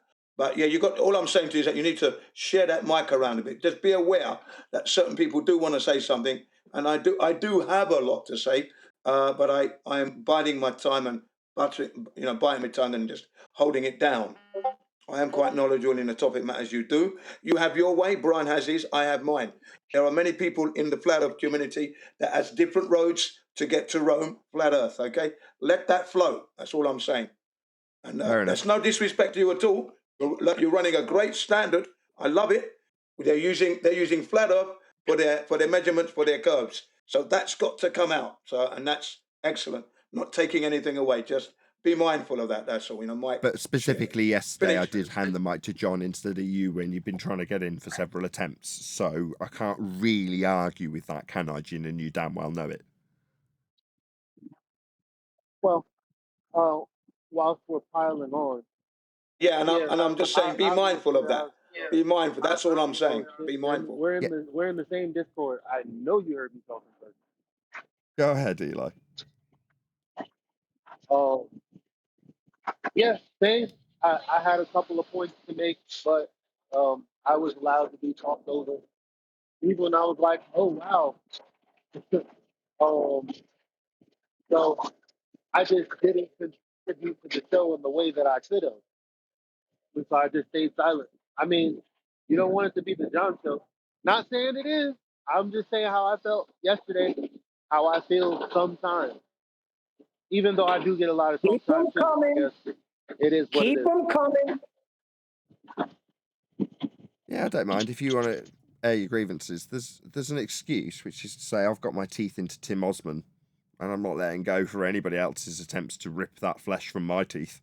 And that's all I see it as. So that's my mindset. Well, and that's bad, because you've got more to say. You're not just trying to rip the flesh, Tim Osman's flesh from my jaws. You've got something to say. And I should appreciate that. Jin's right, Eli. Well, I mean, not only that, but like he definitely did reverse the burden in a way that was super obvious to the audience. And I think pointing that out once would have been more powerful than going in the circle that you guys went, around in. And on top of that, I guess my issue would be that I can talk on days like this when nothing is happening. It's impossible to talk when there's actually someone on the opposing side. It, and the more into the conversation you are, the less um, responsive you expect your panel to be. That's fine, but isn't there a time limit? Like, how can you go for 1 hour telling your panel to be quiet? Like, you gotta learn to cut it off. No, fair enough. There is a limit, and I do lose track of time. Yeah, I agree. And I'll take it all. It's all criticism of me, and I don't mind it. And I'll take it all on board, because you do look down at the clock and go, oh, wow, that's the live show ended, and now we're 2.5 hours further into the after show. And it's just been me versus Tim Osman the entire time. In my defense, it is hard enough to control one fundy who's chanting through the top of your responses, and it feels necessary to go through them several times because they've chanted through the top of them. Therefore, it's a never-ending cycle of this will be concluded for an opponent that wants it to stay neutral by never having an outcome, which can drag on 4 hours. But me being in charge, I've got to draw a line under it at some point and go, okay, right, we've got 4 people who've been trying to get in for the last hour. Eli, Jin, John definitely is going first, but you two can go after him. Here, I'm going to tell you something. I look at it the opposite way with that. I would try to stay silent because I know it's Tim and you're going to get a lot of clips out of this. So it's cool. But last week. Yeah, that's what I decided in the end. Let me finish. Yeah, that's right. That's what I decided to do. Let me get Sorry, my grievance, Neil. because I've been holding it for a week. You cut me off one day. You into something. Now, okay, I'm driving, so I gotta show refrain. If I can't, come off mute the proper way, then I gotta learn how to stop. But I did give a nice little count in my head. Didn't hear you say a word, and all I wanted to add was you can't deny measurements. You got nasty, said something, and I said, fine. If I'm interrupting the show, I left, came back later. But as I listened to the show, when you're on a rant, I counted. I marked them because I said I was gonna. Where you're in the middle of the rant and John tries to get in 8 times. One time, there was 3 times where he went to get in and cut and you just kept going and nothing was said. So, it did piss me off. Okay, I'll take it on board. Thank you for the critique.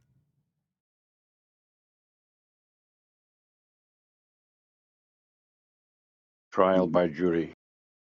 Yeah, it's not what I was expecting. I was expecting high praise for it. It's because nobody, not necessarily nobody, a handful of you will remember the carnage caused by Tim Osman. Therefore, what before yesterday's show he represented. Not anymore how the mighty have fallen. But up until that point, he's got a reputation. That was dissolved yesterday.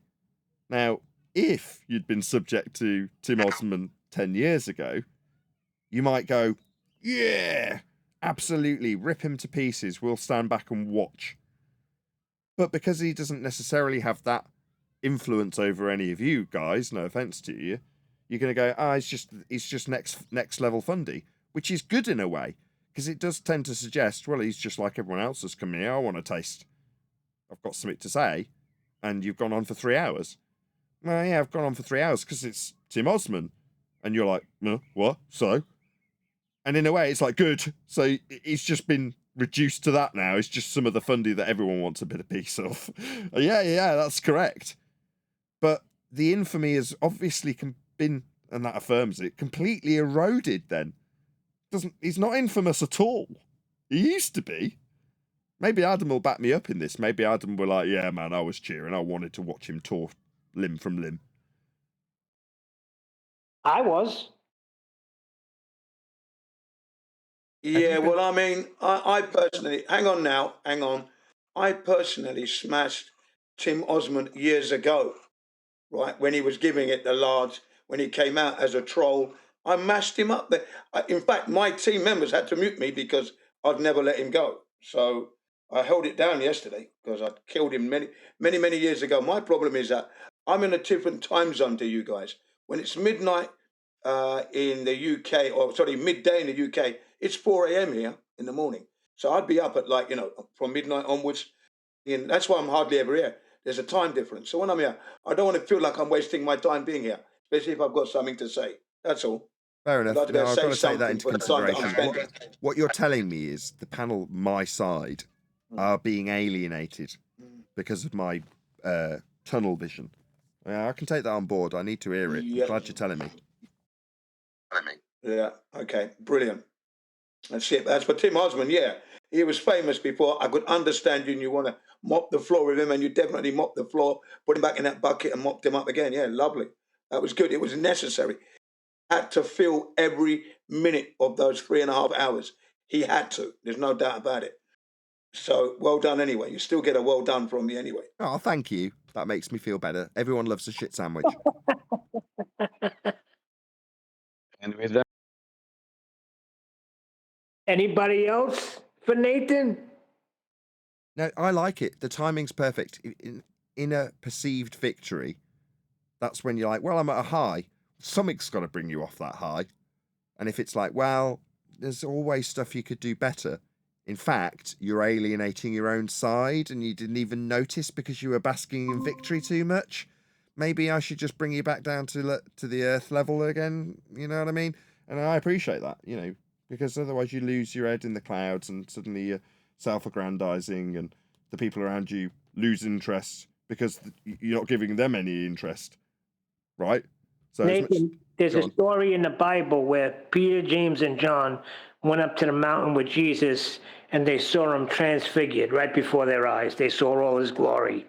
But you know what happened after the mountaintop? They had to go down and confront some demons. So you're on your mountaintop experience, and now you're confronting us.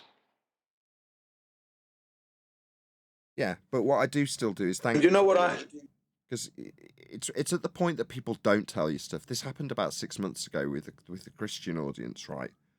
And there was quite a few things that they did not like about the way the show was being run. And they approached me. Lots of them did. And each and every time I had to say, look, thank you. It is so much easier to vote with your feet and just walk away. Whereas the fact that you've actually reached out to me with negative opinions cannot be taken anything other than positive, because it means I've got an opportunity to A, appreciate it's happening, and B, do something about it. And it's like when you buy a product that's crap. Do you spend a day going to the producer of the product moaning about it so that they can take on board your criticism and improve their product? No, you just don't buy the product again. How does that help the manufacturer? They've just lost a sale, right? Well, what would they do if you come to them and go, I'm not going to buy your product again, it was crap for these reasons? Then they should thank you, right? So that they can do better. So that they don't lose you next time as a customer. That's the idea. Well, sometimes you lose track of who your customer is. My customer is you, right? You're all here supporting me in what I do just by being here. And if Jin's turning around going, sometimes it feels like it's not even worth being here, I go, oh shit, I better do something about this. Thank you for telling me. Yeah, and another thing that would be great, right, is that, when you've got him on the ropes and you've done a great job and, you've got him on the ropes, then what should happen there is that you give the other members who want to say something to raise a point or two of what he has said. Not to give him a rebuttal, just let everybody give him a slap as well, and then you carry on hitting him on the ropes. That's what I mean. That's what I would have done. Yeah, do you get what I mean? So we can all give him a dig, right? That's going to be very effective on the silly points he has raised, and then give it back to you, and then you give him some more pummeling and finish him off completely. It's like in a mafia comparison. You ever seen I think it's a Bronx Tale, where these bikers all come into the bar? And Yeah, the bar scene. Right. They kick off, and the mob basically give them a good pasting, and then drag them out on the street. But they're basically dragging them out in front of the public and going, "There you go. Now you can all have a piece of them." And they all come along and beat the crap out of them as well, right? Yeah, all the kids, all the younger ones come. Right. But what Jin is saying is, right, what you're doing is you're giving these people a good pasting, and they didn't just mess your bar up. They messed our bar up too, right? But they got away with it. Well, now we're watching, and I want to give the guy a slap too. You've got to be reasonable. Share the slaps around, is what Jin's saying. And while I'm laughing about it, it's very true. Exactly, Nathan. That's it. Give everybody else a chance. I don't have a 1-2 with him because there's other people there. So it's just a few points. I think he was wrong here, he was wrong there, he was wrong there. And then next. You know what I mean? And yeah, he's getting a kick in, getting a good slap in, and then give it back to you and then finish him off. You know? Yeah. Yeah, man. That works. Yeah. It does a lot to crush the opponent. That's what it does. It does a lot to psychologically crush the opponent. That's what I'm talking about.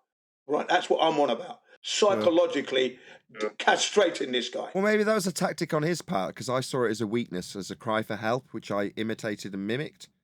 Whereas in reality, maybe reverse psychology was being employed cleverly by Tim to stop an absolute destruction by the entire crowd around him piling in.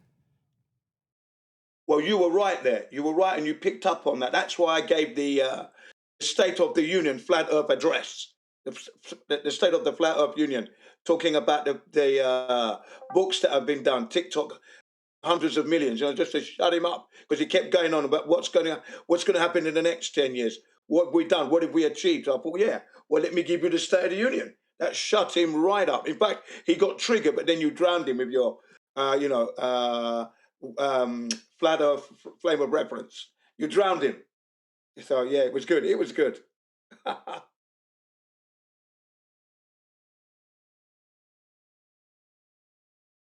I wonder if he's still with the same girl. I remember one time when I was a listener, his girlfriend even got on.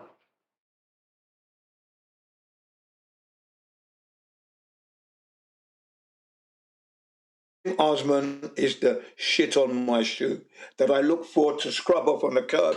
Then I look for a puddle to rinse out. Then I look for a patch of grass to clean off. That's Tim Osman. Okay? That's it. I don't give a fuck about his girlfriend. No swearing. Right. Yeah, I've got no milk.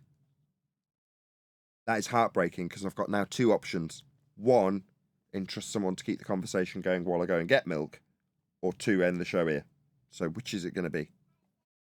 I'll continue. See, Sean Hawkins is, I think he's better described as a piece of turd that you scrape off your shoe, Jen.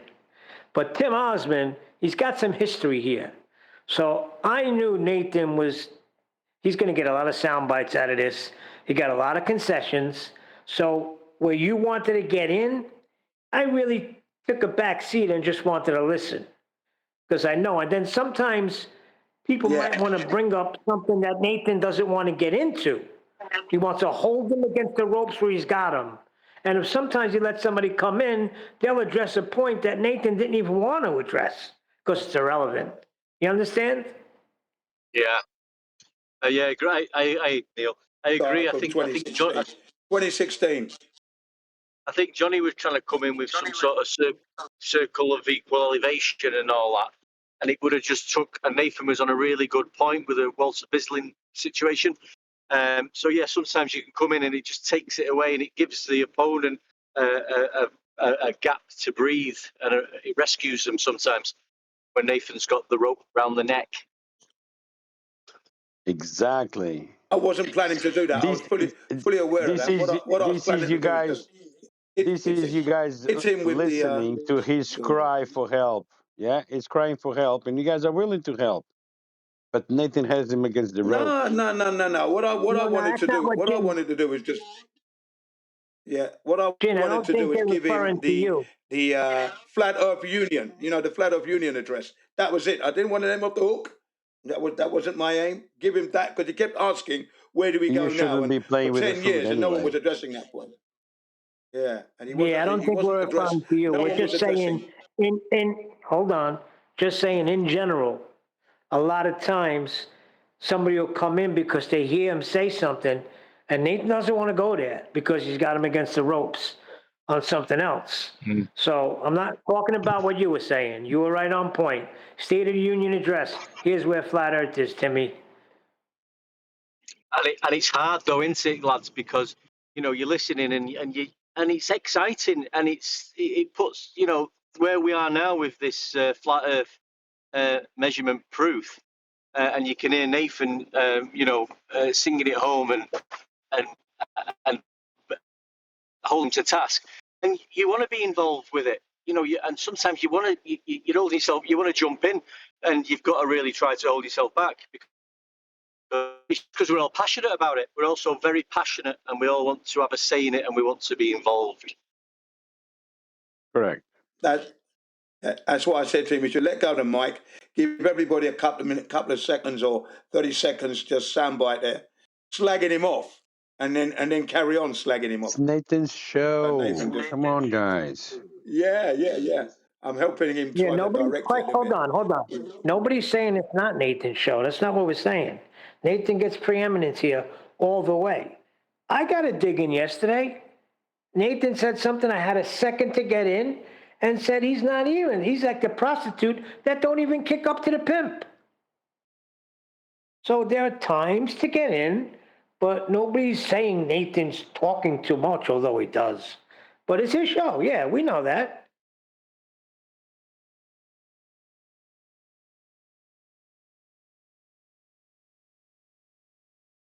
Yeah, he's the one who verbalizes the arguments. So it's Perfectly. his say.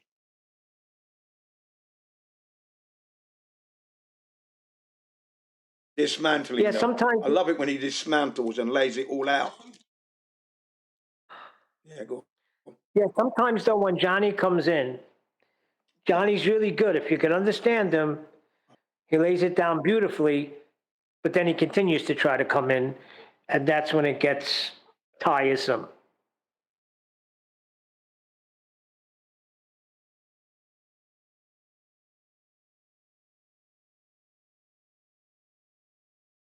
Who was the guy that came in that was questioning the celestial navigation? And he what's his name? The walking witness, Matthias. He went to a Glober, Protofad, and started picking the Glober's understanding of celestial navigation because supposedly this guy does it all the time. But he didn't ask Johnny, who's a flat earther and a sailor, retired now, but he was a captain of a fisherman's boat, and he knows the process of celestial navigation. So you have some flat earthers that go to Globers to get poisoned instead of flat earthers that are right next to them. And then they come back here and they tell Nathan he's wrong. It's not the ground we're measuring. That's annoying. Well, see, the difference is when I go to a flat earther and say, hey, here's the celestial navigation argument, I'm giving them video of just celestial navigation. That's it, just navigation. Like when globe earthers want to talk about celestial navigation, they're not talking about celestial navigation because they're going to say, oh, look, these 3 points don't work on a flat earth. Correct. Like, and it's Correct. like, what's that got to do with navigation? Absolutely nothing. Exactly, but that's what he was saying, Eli. Matthias is saying, "Oh, you're looking at things on a computer," and I went to a guy that actually does it. Well, so did Johnny.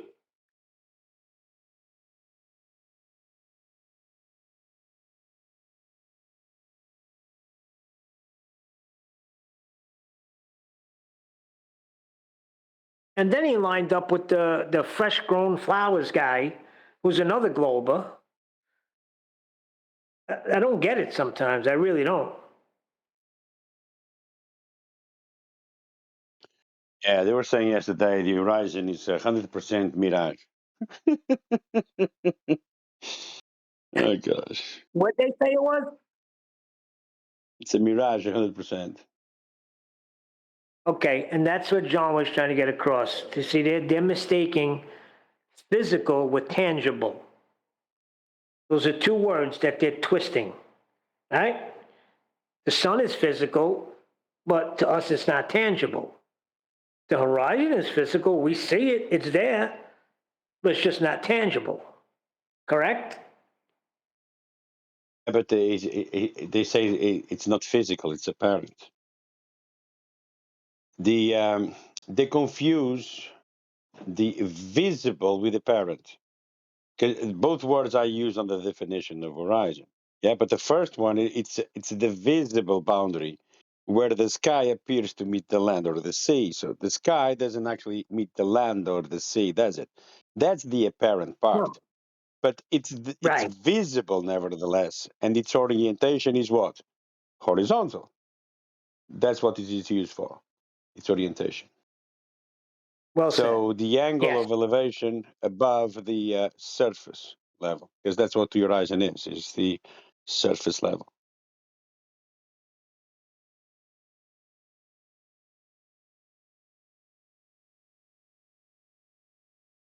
It's not the ground, though.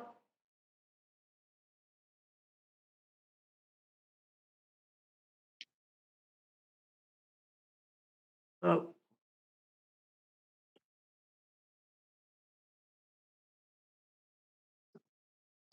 I still think, anybody hear it's from become Julie? down. I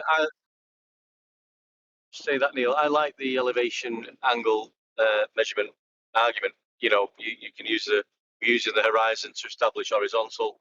You can break down what the horizon is. It's referencing the surface of the Earth. We know what horizontal is. It's referencing level. We can all agree what level is, and it's being done on the surface of the Earth. So we can go through all that. And it's just a simple breakdown of how we're measuring the Earth flat. What I'm finding is even some flat earthers now don't like that because they still want to talk about the other bullshit that's involved. Yeah, like when they're talking to anti-flat earthers or globers, they let them have a lot of. I mean, sometimes you've got to think about the audience and making the anti-flat earther or the glober. Breaking up. Yeah. Oh, sorry, mate. Breaking up. We miss you there for a bit. I heard the whole thing. I was dealing with someone in chat the other day, this Lucy lady, and she was claiming, but it's not the ground we're measuring. Then how big is it? So there's a disconnect, and they're not processing it, right? Right. They think if you measure a 2x4, you measure the length of the 2x4. Right. But that's length. We're measuring distance in a horizontal vector with its I relationship mean, to a apparent position in the sky. That's still a measurement.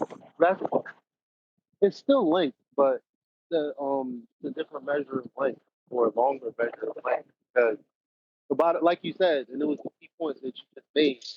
The angle corresponds with a length of distance. How's that not like? I don't get what they're. I don't think that some people don't get it because they have no idea what we're talking about. Then there are people who didn't look up navigation, just looked up like one of these anti flat earth.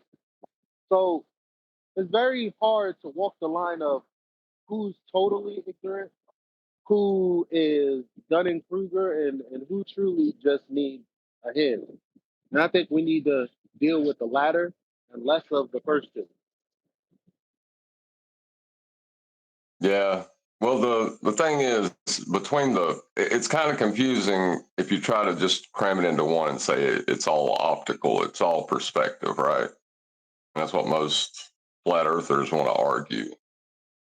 But the measurement's done in the actual plane. That's when you use horizontal to get your angle. So between those two planes of reference, the optical plane that you see with, which you experience level, and the actual plane where the measurement is done, I think there's some confusion on that. Which baffles me. I don't understand why.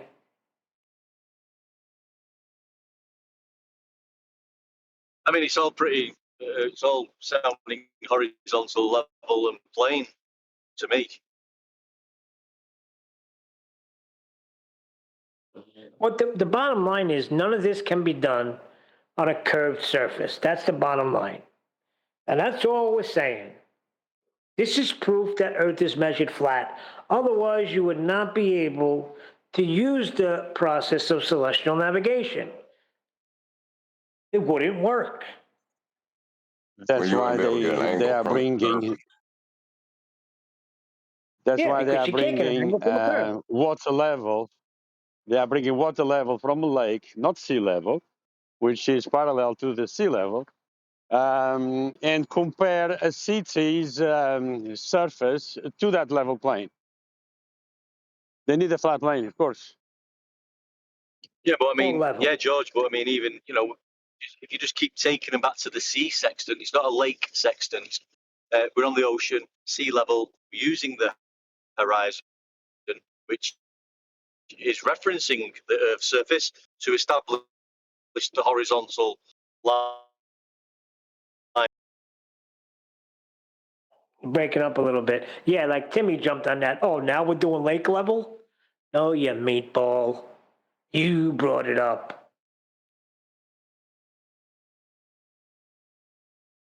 Yeah, because he was talking about his height above, right? So you need that level to have a height above it. Because his height isn't just a distance measurement. You know, if you're 7 foot high, you're not just 7 foot in any direction, you're 7 foot up with respect to the horizontal plane you're standing on. Correct. How would you know if you weren't taking it off a level plane? Same thing with mountains.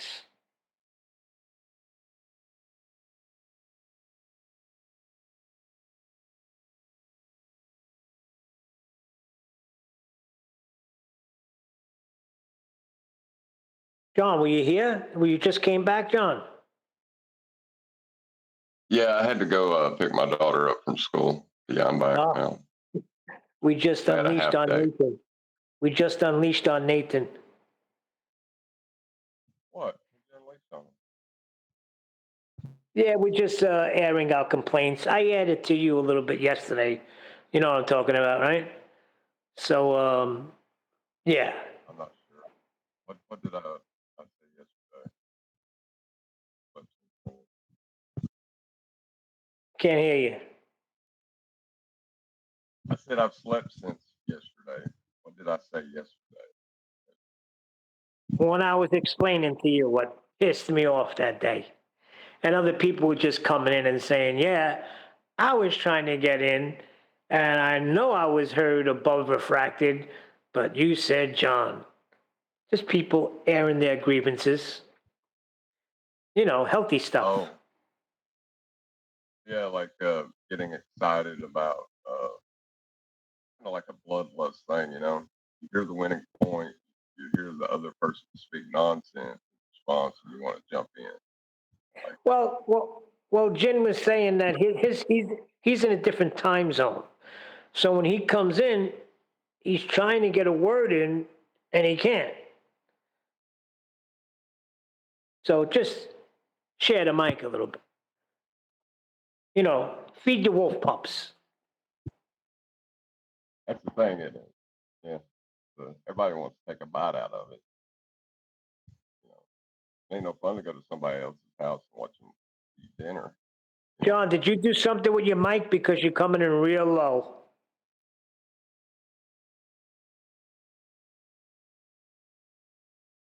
I'm using a different device. Yeah, there you go. All right, gentlemen, sorry for interruption. Can we just say good morning to a new person in the VC chat? Steve Bauman. He's a globe Oh, believer. Steve. I don't think he ever spoken to VC, but good morning, Steve. In my opinion, Steve doesn't sound like a troll, so if we can have a respectful conversation, that'd be nice. Good morning, Steve, Yeah, if I you're know there. Steve. I see him in Hello. chat. Hey, Steve. Hey, Neil, by the way, since I got you, do you know why Steve is banned in Nathan's YouTube channel? He's not a troll. He doesn't, can you just look I into never that? banned anybody. I don't even know how to ban them. I have All no right. idea. So now I'm just speaking for him, but if he's here, Steve, would you like to say hello? Maybe not. No pressure. All right, maybe next time. Come on, Steve. Hold But on. we Hold will on. say, Come on. Wait. Come on, Steve. You're always active in chat. Now's your chance. Come on here All and right, tell bro. us how wrong we are. Nah, no pressure, man. It's all right. People don't feel like talking. That's all right. Maybe next time. Hold I on. would like to address If you don't whether feel he like answers or talking, not. why you in the voice chat if you don't feel like talking? All right, It bro. don't make sense to You me. guys talking about two different Steves, man. All right, bro. People can hang out if they want. Yeah, it just seems weird to me, Mighty Mush. You know, like if you come into a voice chat, you want your voice to be heard. Voice chat. If you don't, you stay in text chat. Or you watch the show and you go on, you know, the live chat. Fair enough. Maybe he's not at Maybe he the was desk at the moment. maybe he was interested to hear another heliocentrist deny Earth curve calculations, or that the Earth's a sphere. Who are y'all talking about? A Glober? Steve Bauman, a baller that is here on the chat, has been coming for the last couple of days. He hasn't opened his mic yet. Not here. Probably on the voice verification, but not here. Oh, cool. All right. I'm going back on mute. Shut up, Neil. You don't have the right to Well, say that. would be nice to listen. Would be nice to listen from ballers. They're living on the ball, and if they come into a flat Earth channel, I'm sure they have something to say.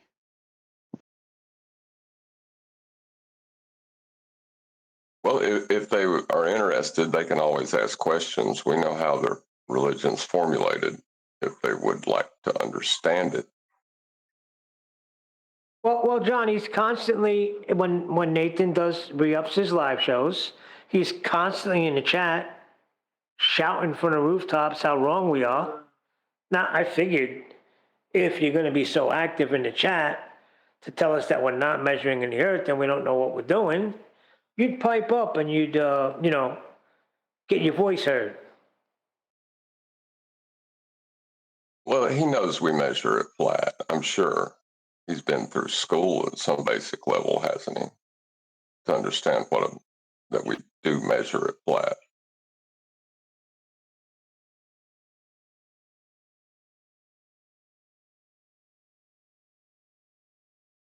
Well, his level is from the center of a sphere. So he's in this delusional world. No, it's not. How's he going to calculate the center of a sphere? He ain't going to measure to it. He's going to have to calculate it from what measurement? Yeah, level is not the point.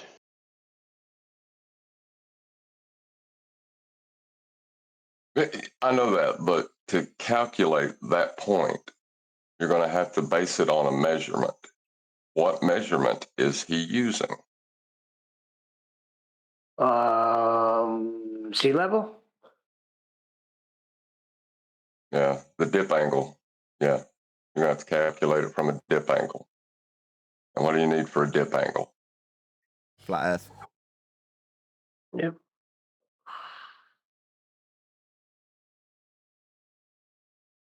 They're screwed.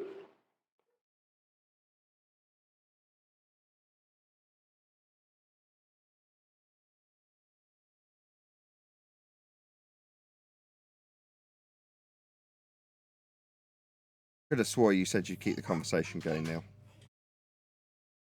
We have been. People are gathering their thoughts. Like, I'm still trying to understand why a guy like Steve, who's in voice chat but doesn't talk, it's not like making sense to me.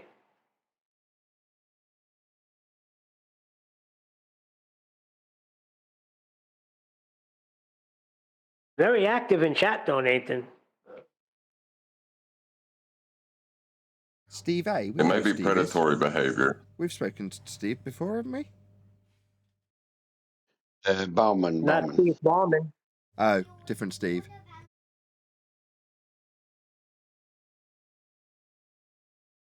It may be predatory behavior, Neil. He may be waiting for us to make a mistake or one of the herd to get away from the pack so that he can attack.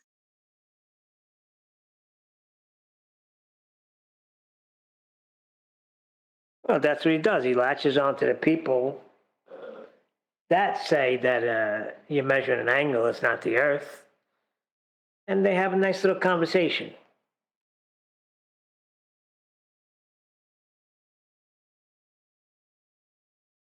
Yeah, a conversation where the earth still has to be flat to make it a conversation.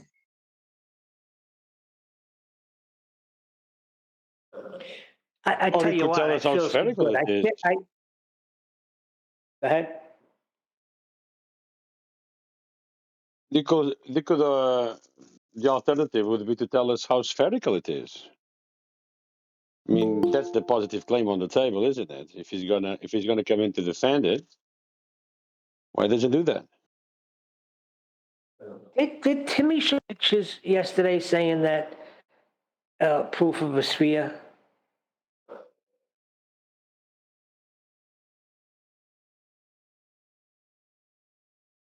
Hey, Brian. Hey, Nathan. Hey, everyone. How's your comment section? Hey, Brian. Thank God Brian's here. It's full up, Nathan, the comment section. Very full up. I've never seen anything like it. Did you hear me talking about it yesterday? Yeah, I actually sent you a message about it on Skype, but I don't know if you saw it. Yeah. Yeah, no, it is, it would be worse if I was responding. Because I'm not hardly responding because I knew that it was going to be in the video, in that video and the three previous ones. I knew if I continually responded, what would happen is it would just become overwhelming. It'd be impossible for me to keep up with the comments. So I haven't been responding. So most of the comments are just what they are is one of them commenting and then coming in underneath. There's a few flat earthers have joined in, but coming in underneath then is their own friends agreeing with them. This is what they do. They start a conversation themselves about how wrong the flat earther is. This is what they do. And this is supposed to sway someone. There's God knows how many of these threads have been created by them in those 4 videos, and then 10 all our friends come in and start joining in saying, yeah, he is wrong, and that's just the basics. How many ways can you say that you disagree with someone and someone is wrong while not debunking what they're saying? That's what you have in those comments. Yeah, that checks out. I was a bit overwhelmed with it because normally what I do in your comment section, I'll be honest, Brian, is there'll be I don't know, let's say it's a dozen comments that are unique, original comments, not responses. And you'll scroll through them quickly and quickly assess what the sentiment is. And when you find one that's got a positive claim attached from somebody that you do want to interact with to poke, it's Where's Wally or someone, and then you address their point directly. And then you get on with your day. Whereas the last 2 videos you've done on satellites with a flat Earth, or with a globe Earth more specifically, how it doesn't work, you get to the comment section and you start scrolling and you go, when does this end? When am I going to get the list that can summarise what there is to respond to in it? And you get to the end of the list and you go, well, number one, that was a lot. And number two, there wasn't really anything for me to respond to. It's like you've just described, a whole lot of different ways of saying, oh, well, that's another way of Brian showing he doesn't understand how this works. And you go, okay, well, there's nothing really in that, but let's just have a look at what the responses are. So you go into that comment, and it's like 4 other people going, yeah, I totally agree, Brian really doesn't understand how any of this works, and it obviously doesn't work on a flat earth, and he showed that in this video. You're like, and they're all like that. It's not like there's some substance in one of them in a reply somewhere. They're all like that. Yeah, because the problem is that they can't disagree. As in, they can't actually show that I'm wrong because I'm not. If you understand what I mean. They can't do that. I'm not wrong. So they can't, you know, they just, satellites have to do what, see, the amount of comments I got about, no, what they do is they send these signals and the receiver picks it up and it then knows its distance to the satellites and that somehow gives it its ground coordinates. And that's the very thing I'm showing is impossible. Like the whole point of the videos, the first 3 videos, was showing like which was only a section of the presentation I did. But the whole point of the first 3 videos was to show how even if we did live on a globe, how they say GPS works, it would be impossible. It just doesn't work. And then I go through how the way they say it works could actually only work on a flat plane. If you want to go by how they try and how it could work under those circumstances, then we'd have to have a flat plane. And even at that, then I bring in the 4th video where I show how it more than likely does actually work. Or it's not even more than likely. I couldn't find any other way for it to work. Yeah, you're doing it. Your approach is subtly different to working within the confines of begging the question with respect to how it could function from hell or with the use of a flat plane, and you're working within the idea of if the surface is actually curving, how would this operate? And it wouldn't, is the answer, right? Yeah, it's like with celestial navigation, I can show the same. I can show the same thing with celestial navigation now. But with celestial navigation, it's a little bit less obvious. It's a little less obvious because over time, it became so globalized. It went away from just being celestial navigation over a flat plane, and they changed it in so many little ways that it became globalized. That's why we used to hear for years, the sextant proves it's a globe, kind of nonsense. But with GPS, there's only one way it's claimed to work. And it starts, the way that it's claimed to work didn't start with a flat plane. The way they claim it to work starts with a globe. And that's why it doesn't work, because we don't live on one of those. You know, so the way they say it works, and while saying we're on a globe, that actual way can't work at all. And if I try to make it work, it won't work even if I try to make it work. It'll actually only work on a flat plane. Now, the way I show how it actually works, that may somehow work on a spherical surface, but only after you've done everything on a flat plane. So it's kind of like celestial navigation then, where it all happens on a flat plane. And then if you want to believe enough, you can add in mathematics and try to make it work on a globe. It still doesn't work, but the point is that you can add enough to it to give yourself the belief that it's working on a globe. Right. If you understand what I mean. That's what I'm trying to... Yeah. You end with that, and yeah. But I think the reason it's got so many people's goat up is because in the first part of the 3rd video, the most recent video, you're breaking it down with them. You're getting more concise in the way you're breaking it down, but you're breaking it down from their point of view. That is to say, yeah, let's take it as it trying to work spherically and failing. And then you go into how they would have operated up until 2024, say, where they just need a bit of flat Earth to make it seem like it works. But so long as we just brush past the fact that we're using flat Earth aspects to make it seem like it works on a globe, which gives them their belief. That isn't how you started the video out, though, is it? You're starting out by showing how it, in the most literal way, doesn't work on a sphere. Do you know what I mean? Yeah, if you look at celestial navigation, there is the term plain sailing. If you look at aerospace, there's the term aeroplane. Now, I don't know if aeroplane means specifically that the plane is flying over a plane. But the point is, there's little things in there that give it away, if you understand what I mean. That they have to start with a flat plane. Same with surveying. Anything that they do, they have to start with a flat plane. But when it came to GPS, that's not what they were claiming. They were claiming that it starts and ends with a globe. And when I tried to do exactly what they were saying was happening, it was impossible for the receiver to find its location. It's just literally the word impossible. It's the only word you could use.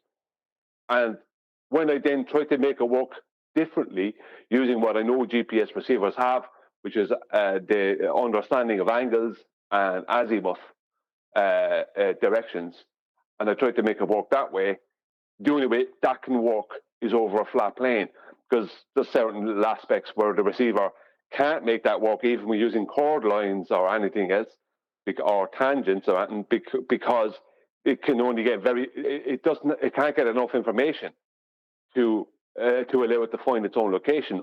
It needs, because if you were using a chord line, if you were a receiver trying to use a chord line, you'd need to know the arc distance to know what the chord should be. But you need the chord, but you're using the chord line to give you the arc distance, which you can't find. It's all up in the air. But the point is that there's the one discipline that they start with globe and end with globe, and it just doesn't work in the story. No matter how, the only way it can actually work is over a flat plane. And as I said, how I show it actually works, I don't even show. I haven't even given it enough thought. You could try and make it seem after that it is kind of working on a globe if you convert it to globe. Right. But that's not really any good, is it? well, that's back to, you've already summed this up, but that's like going to page 87 in the Celestial Navigation Manual that's described it all flat. But that, like I say, I think this is why you've triggered them. Your approach, and this is maybe I'm right in what I say next, this is partially your frustration with us when you're trying to explain it in the way you have in these videos, which is to say, when they're suggesting, in this instance, that they're starting with a spherical surface, an actual globular surface, it fails. But if you, Brian, are trying to explain to us how, no, we are going to start with a spherical surface, not one that's derived from plane, and if in my explanation, like you've done in these videos, explain how when we start with a spherical actual surface, in reality, this wouldn't work in reality. Then I can then move on to my 2024 rhetoric of, like with celestial navigation, if you infer that you've got a plane of reference, you can make it seem like the calculations from the plane of reference make it work for your satellites and GPS. But that isn't really what they're claiming when they suggest GPS works with a global positioning system. It's global, it's spherical, but it fails. Pardon me. I'm sorry, but there was I'm just saying, I heard the term tangent and trying to use a spherical surface, right? How are we going, what line are we going to draw to a spherical surface and call it a tangent? Now, I know what line heliocentrists draw, but that line has a specific name. So are we going to use that line? What line will we use? I think in Brian's video, he's explaining that you don't. When you can try and make it work, it wouldn't actually be a tangent line that you'd try and make it work with. When your original surface is described to be spherical, it would actually. Am I right, Brian? Would it be cut? It would be dissecting. Yeah. It would be a chord line. Well, the tangent in the chord is only something I had to try add in after afterwards when the official way doesn't work. The official way is that wherever the receiver is, let's say 4 or more satellites, it receives signals from 4 or more satellites, and it gains a distance from it to those 4 random places in the sky. Doesn't say anything about angles, doesn't say anything about azimuth. This is the official stance on how it works and how it's told to work to the general public. Now, when you look into it, that's not, they start telling you other things when you start looking into it. But the point being is that there is no, let's just say I get 4 distances to 4 random places in the sky, right? And I even had, like, how do I, and let's say I'm given 3-dimensional coordinates to these places. What does that mean to me if I don't know the azimuth, if I don't know the angle to them, right? And even if I do know the distance to these 4 random places in the sky, that doesn't tell me where I am on the surface of Earth. Because no matter what way I work it, I have to use the sub point, or what would be in celestial navigation, the GP points. So I had, like, the ballers didn't even know that GPS uses sub points. Neither did I. They only, but they didn't know can't. But they can't use celestial navigation. They're still trying to get a measurement, let alone use a measurement in a process. Yeah, but see, their whole belief here. What's the point of going over the process? Okay. What I'm saying is, they thought they had a measurement, John. They thought they had one to the satellites via general relativity, and just the 2-way speed of light. Do you know what I mean? They thought that they had a distance to these 4 satellites in the sky. And I gave them that. Yeah, off you go. You can calculate out the distance if you want, but it doesn't mean anything because it doesn't allow the receiver to find out where it is. Because even in some of the diagrams, the official diagrams on how GPS works, they're showing how these 4 satellites have these 4 straight lines to this receiver. But then they show another diagram where there's a flat plane and the 4 satellites have these 4 straight lines down to the center of 4 circles. That they haven't, even at that, they're not stating how the receiver knows what size the circles are. Or even if it doesn't know the coordinates of the circle, so it can't find, if you can't find your own location if you don't have something to work off of in terrestrial reality. And that's the problem they have. Right. Sorry. Well, the problem is they don't have a measurement to work off of. What measurement will they use? Not what they believe, because measurement ain't about belief. Calculation is. But what measurement do they have to base on any calculation on? Well, the problem is they don't have anything. Not even, like when I say they don't have anything, they don't have anything at all, because the whole process, how it's claimed to work and what it's claimed to work on doesn't work. It's that simple. So I just took the whole dream of what was GPS and took it away from them. Right, because processes are built on measurement, not on dreams. Yeah, exactly.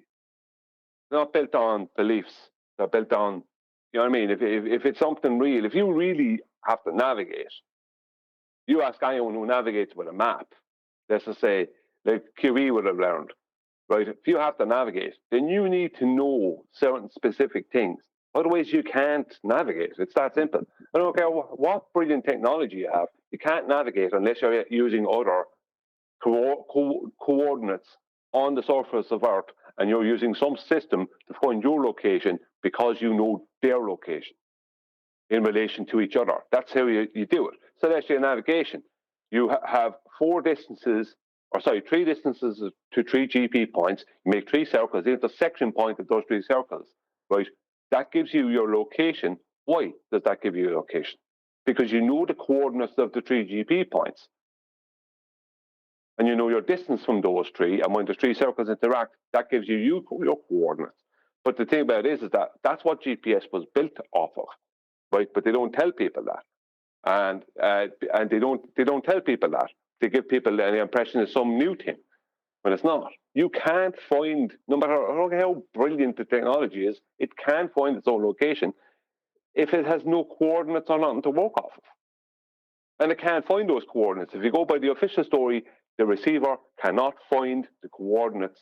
It can't find its own location, even if it's given the coordinates of the sub point of the satellite, points of the satellites on a globe. It can't do it. It can't find its own location, even under those circumstances. Even if it's given those coordinates, it can't find its location on a globe because it's on a spherical surface. There's certain things it can't do because of the surface being spherical. Yeah, they don't ever use the spherical surface anyway. They just say it. They pay lip service to it and make it in a claim, but they don't ever utilize it, ever. Yeah, but that thing about GPS is the one thing that was said to be purely global. Go on, Neil, sorry. No, I'm just agreeing with you. They can't. It's an impossibility. And you're right. That was one of the first things thrown in my face. GPS proved Goldberg. I know. We were getting it for years and years, and I first started attacking it back 2018 or 19 or something, when I was attacking it through surveying and how it started, and the fact that it's using, grid coordinates. And it mostly uses two-dimensional coordinates. That's what it needs to find, the two-dimensional coordinates. And then it will give you, if it has the access to the mappings, to the OS mappings, it can then give you your elevation, right? But it needs to find your latitude and longitude, or your X and Y. That's what it needs to know. Because that's the most important thing. Like with a map, you don't always need your elevation if you're trying to, if you're trying to navigate, you don't need your elevation. Do you know what I mean? Specifically, you don't need your elevation. You can navigate without the elevation, but the elevation does help. But look, the main thing is that the ballers have a dream, and I'm taking it away from them. So that's what it really is. And they didn't pay enough attention to the presentation, because the presentation was like 4 hours long. So that's why I'm taking parts out of the presentation and showing them. So most of them don't even realize that airplanes have GPS receivers on top and underneath. What I see you doing, I was just going to say, what I see you doing is giving a lecture to a bunch of kindergartners who you've told Santa isn't real, and now you're going under your understandings of how flight mechanics work and how reindeer can't do that. And they're going, you don't know anything about Santa Claus. That's what You get a lot of people upset, aren't you, Brian? I love it. Yeah. No, I ain't saying nothing against it. I'm just saying, that's why they're upset. They have no comprehension of what you're saying. They know that one thing. It's not a globe. Attack. Well, what's funny is if you look at the comments, what you see is there's a lot of people who obviously didn't watch the videos, or obviously did watch them but didn't pay attention or didn't understand them. Because from their comments, like a lot of the comments, if someone watched all the videos and read the comments, there'd be a lot of comments to be no need for them. They'd see there's no need for me to reply to them. Because you have so stupid stuff in there, like, what does the G stand for in GPS? It's like, you haven't watched any of this. You know what I mean? Or you haven't understood any of this. So they're literally, a lot of them are, even if they are watching, they're just going, he's wrong, he's wrong, he's wrong, he's wrong. So they're not paying attention to what I'm actually showing. And I'll say, when the GPS uses an angle, when the receiver is using an angle, or when it uses an azimuth, and they're going and they Google how does GPS works, and they're told it works with general relativity and the two-way speed of light and a straight line distance to a receiver from a satellite up above a globe in heliocentric outer space, blah, blah, blah. And then they'll come back in and say, it doesn't work like that, it works like this. It's like, yeah, I know the official explanation or claim, that's the thing I'm pulling apart. Do you know what I mean? So I'd have arthritis in my fingers trying to reply back to all them comments. Right. Yeah, it's like I said, it's the childish part of them. It's like you're telling a room full of kindergartners that Santa doesn't exist. They're not going to take it well. Yeah, he's telling them their globe don't exist, and they're losing it. Brian, yesterday Timmy was on for 4 hours. Remember Timmy Clown? Oh, I heard it, Neil. I heard Tim. Yeah. The problem with him is he was in 2020 telling us about how he had pictures of the horizon, right? After, it was after Nathan told him that about the black swan, and he was in telling us about how he had pictures of the horizon, and he was back in yesterday telling us about how he had pictures of the horizon. You know, but we looked out for refraction. So what he's claiming is refractive blockage, yeah? Yes. But he would say he still doesn't subscribe to the horizon being Earth curve. But shows pictures of it. Showing us then in this. Yeah, refractive blockage. That's what they're all claiming. That's what they've been claiming since 2020, isn't it?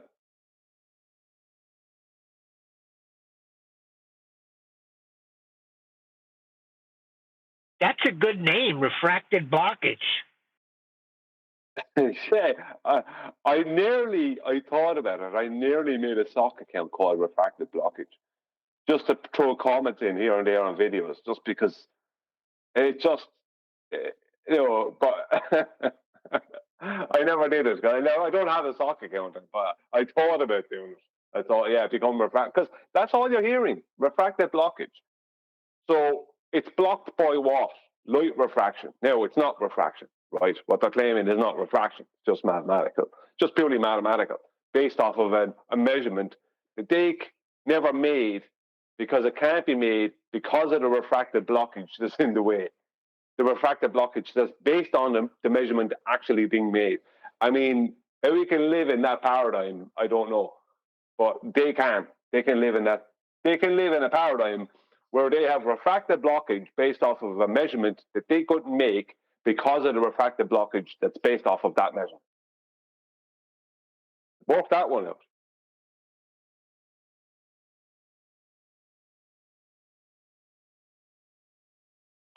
Good luck.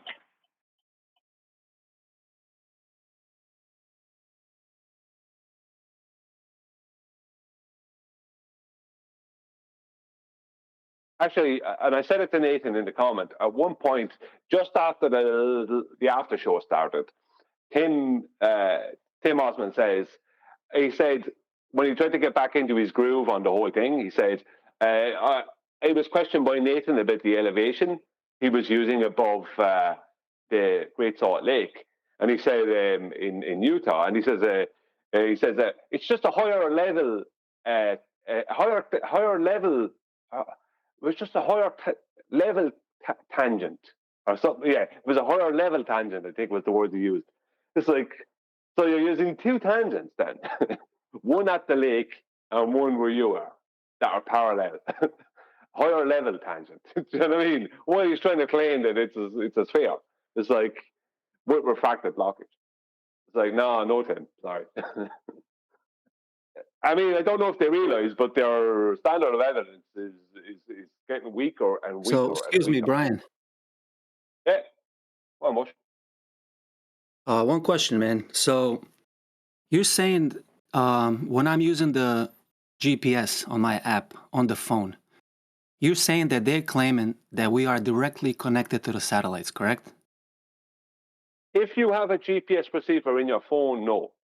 Well, if you have a GPS receiver in your phone, right, with your phone, what they're claiming is you're getting your GPS information secondhand from ground stations and cell towers, right? But if some phones are claimed to have GPS receivers in them, so when you leave, let's just say a city or whatever, and you go somewhere in the wilderness, they're claiming that your phone will work as a GPS receiver. Now, that's not strictly true. It won't, right? Because a GPS receiver has to have certain things within it, and if you to put them in your phone, maybe some phones with nanotechnology will have what would be a GPS receiver in it, but they're still claiming that you're not getting anything from a satellite to your phone. You're getting it secondhand. Right, but what if it's what they call a app GPS. Sorry? I have an app. I have an app that I've been using for almost 10 years, and I use it on a daily basis. It's a GPS app that tracks your cycling ride, right? Collects all the data, speed, elevation, distance, and everything. So the reason why I'm asking is because I've been using this app literally for less than maybe about 10 years on the airplane mode every single day to save my battery. Yeah, it's not coming from satellite though. It's not coming from any satellite Well, I in space. understand That that. communication you're having, with your app on your phone on the aeroplane, it's not coming from any satellite from space. That's a fact. I Okay, understand that, that's but what that's you've why I'm got to asking if understand. that's what your claim Well, is. That's why I'm just asking. maybe But I am genuinely give confused. a little bit of explanation. Remember Go ahead. earlier on I said that airplanes, just because you said airplane mode, I'm going to just bring in this point. I said airplanes have GPS receivers on top of them and on their bottom. So at the base of the plane and on top of the plane, on the roof and the base, there's a GPS receiver. Now, the one on top, you could say in a more realistic fashion, I would say it's used for GPS from plane to plane and GPS from balloon satellite to plane, that kind of thing. The one on the bottom, that receives differential GPS from. I think I'm going to make sure I have that right. But I know differential GPS is used in surveying, but that's connects with the ground. So the one at the bottom will take GPS from planes that are at lower altitudes, but also it will take it from ground stations and cell towers and all these kind of things, ships, whatever it can get it. The borders don't realize that they'll just take any coordinates from anywhere. Do you know what I mean? That's how it works. It's not going to not take information from a ship just because the ship is not a satellite. This kind of nonsense. So what you're getting when you have it on airplane mode is you're still using ground towers, and so you're not connecting unless you're getting some connection to maybe the two planes themselves.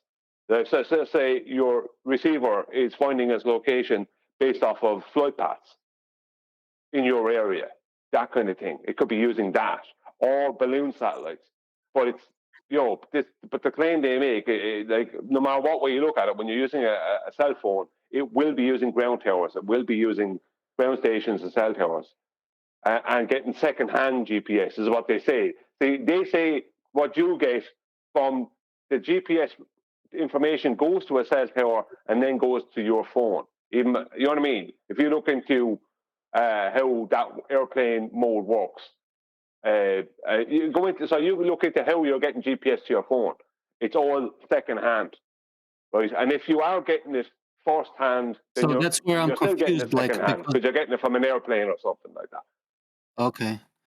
That's why my confusion is because for the longest I'm thinking like if I put my phone on an airplane mode, doesn't that mean I'm disconnected from all signals receiving and transmitting? Doesn't that mean only that? certain ones. You're Okay. disconnected from certain stuff.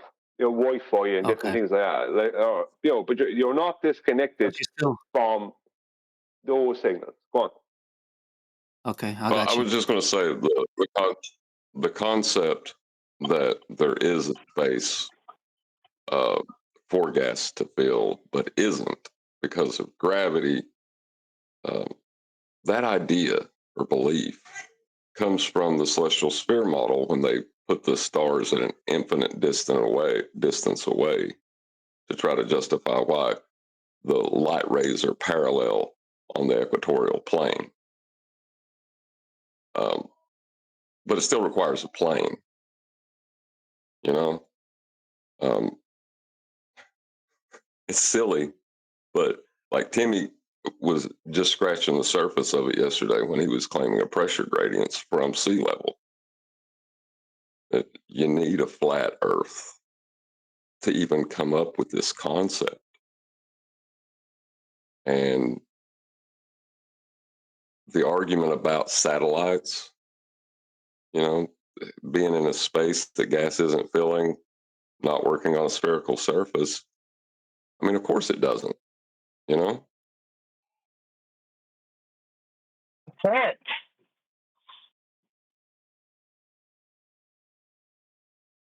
Well, the whole claim of pressure gradients is a joke, because when you look into what's actually happening with the gases and the weather, is when you actually look into what actually is happening, there's hardly no mention whatsoever of gravity. No one, you know what I mean? They just tell you what's actually happening.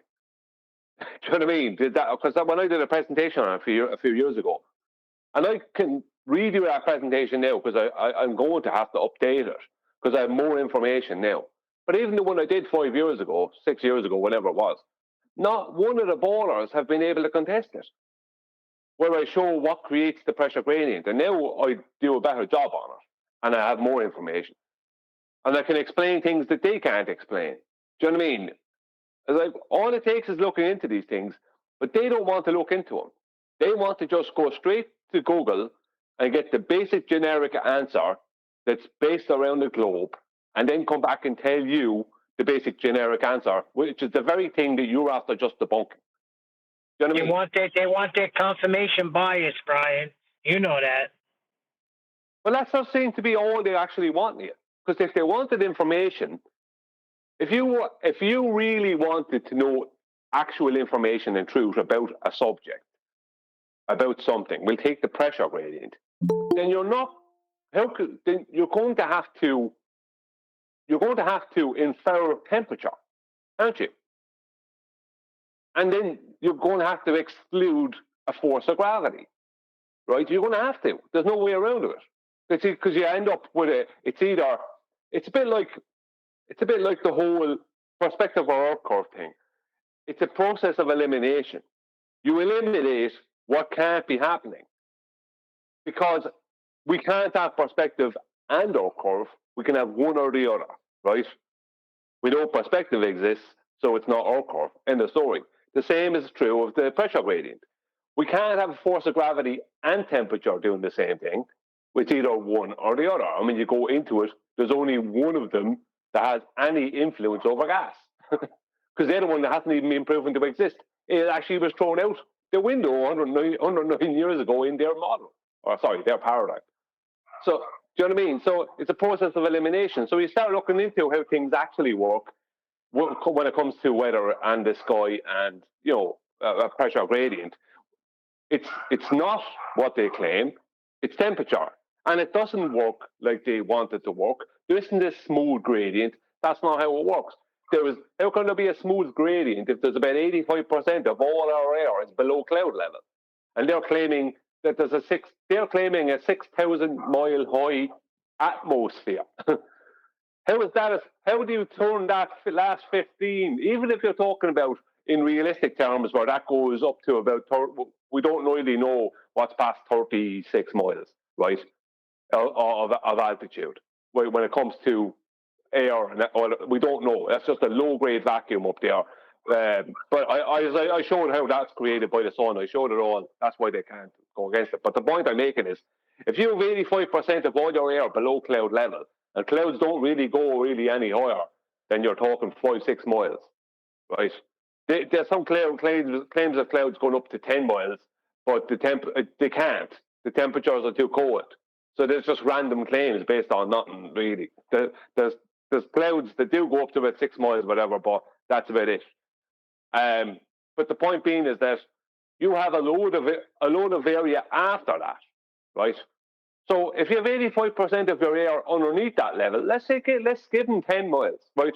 If 85% of the air is underneath 10 miles, then you have how many more miles after that? How is that a smooth gradient? It's not. It's not a smooth gradient, is it? Because how do you go from 85% of all the air in this small section to the last 15% of all the air stretched out in some way above it? That's not a smooth gradient. For a start, that wouldn't fit a force of gravity anyway. It doesn't work. With their claim. It's another thing where we have this claim, and this is how reality works, and then when you look into reality, it can't work that way.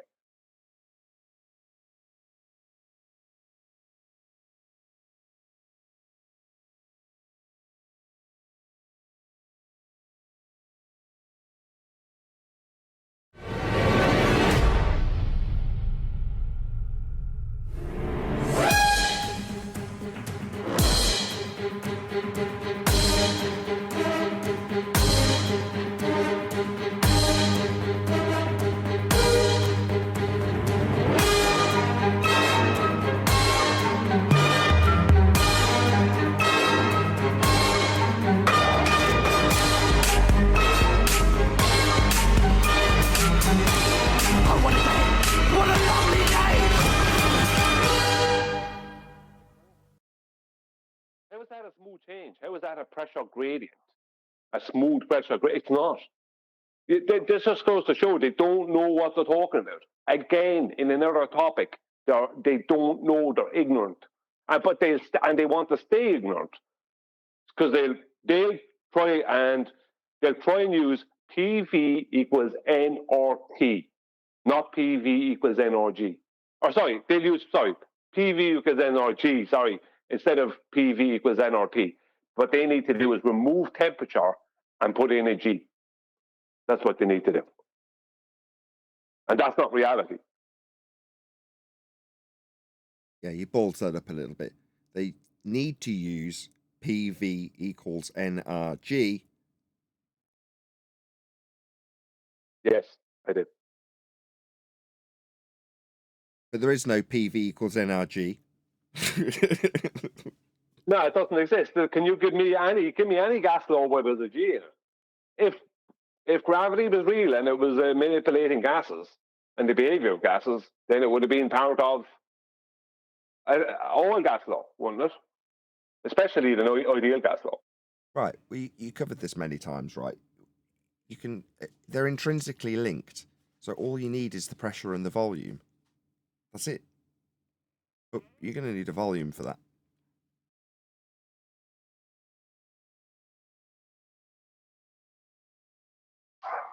Just so you know, I'm going to take apart one of their main celestial navigation claims as well next. That's going to cause a lot of anger. It's going to look really stupid for them. You're going to take apart one of their main celestial navigation arguments. They haven't got any. They're all ours. What do you mean? Yeah, but there's one particular thing that this is a way they use to help. It's a confirmation bias thing that they'll try and use and show you without telling you they've done something. I won't go into it, but they'll try and say, this is how it works, and they'll try and show you a globe. But then that's after the fact of how it actually works, right? But they're going to try and do something without informing you they've done it. And most of them won't realize they've done it themselves, where they've moved things around in a way that a lot of them may not even realize they've done. But they do that as that's the only way they can make it work, if you understand what I mean. No, because you haven't told us yet. What do they do? Yeah, that's don't be coy. No, I have to. It's something I have to show visually and go into it. I can't do that right now. Well, fair enough. We'll only tell you need a flat earth for it anyway, right? You got to start. He's back today finally, and you got to start with that. Neil? I know. But basically what it means is that they don't have the basics of what I'm talking about is, without giving it away, is that they don't have crossing circuits, intersecting circuits. If you go by what they do, they wouldn't be able to have intersecting circuits. Intersecting, as in the tangent versus the dip? Is that what you mean by intersecting surfaces, or do you mean where we have parallel eye level and surface level? What they have is, instead of 3 circles of equal altitude, they have what's known as 3 spherical caps, which is just sections of a sphere cut off. But it's a spherical cap. But they try and make it seem as if they have these 3 spherical caps that all intersect at the point of the observer. Whereas hold on. I know you're trying to explain something you said that isn't explainable without diagrams, but so far I think I am following along. Correct me if I'm wrong. They can't intersect in the same point because they're 3-dimensional.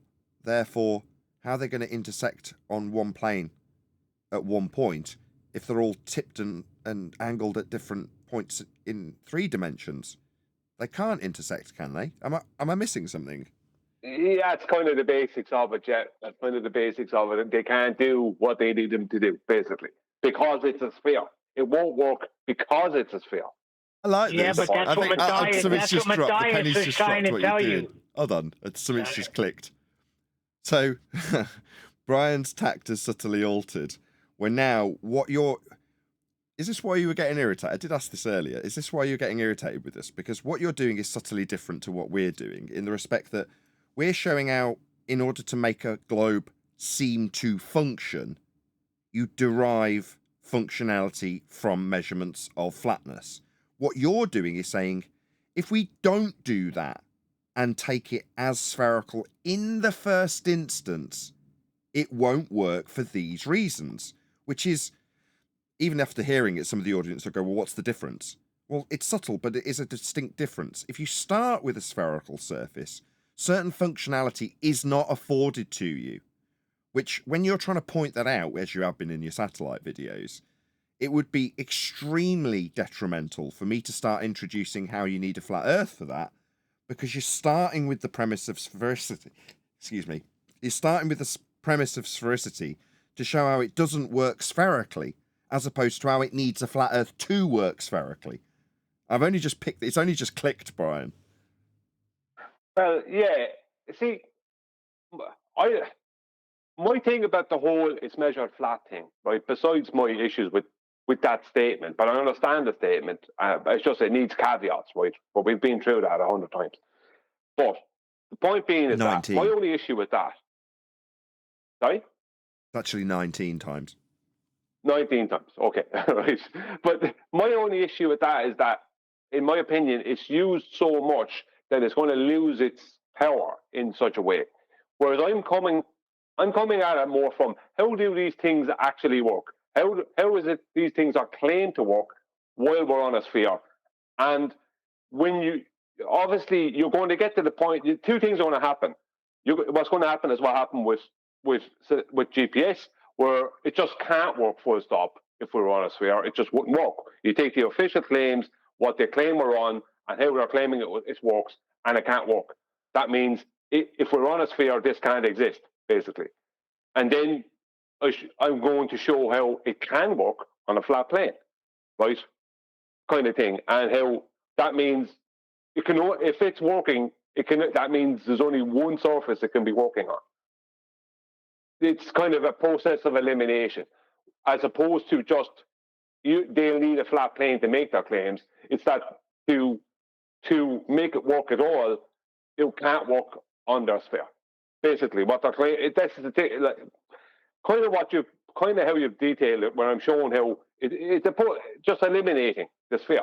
You're eliminating that from reality, kind of thing. So they're only left with one option. Yeah, it is subtly different, but you're not showing how you can get it to work with flat Earth measurements. You're just showing how it doesn't work if it's spherical.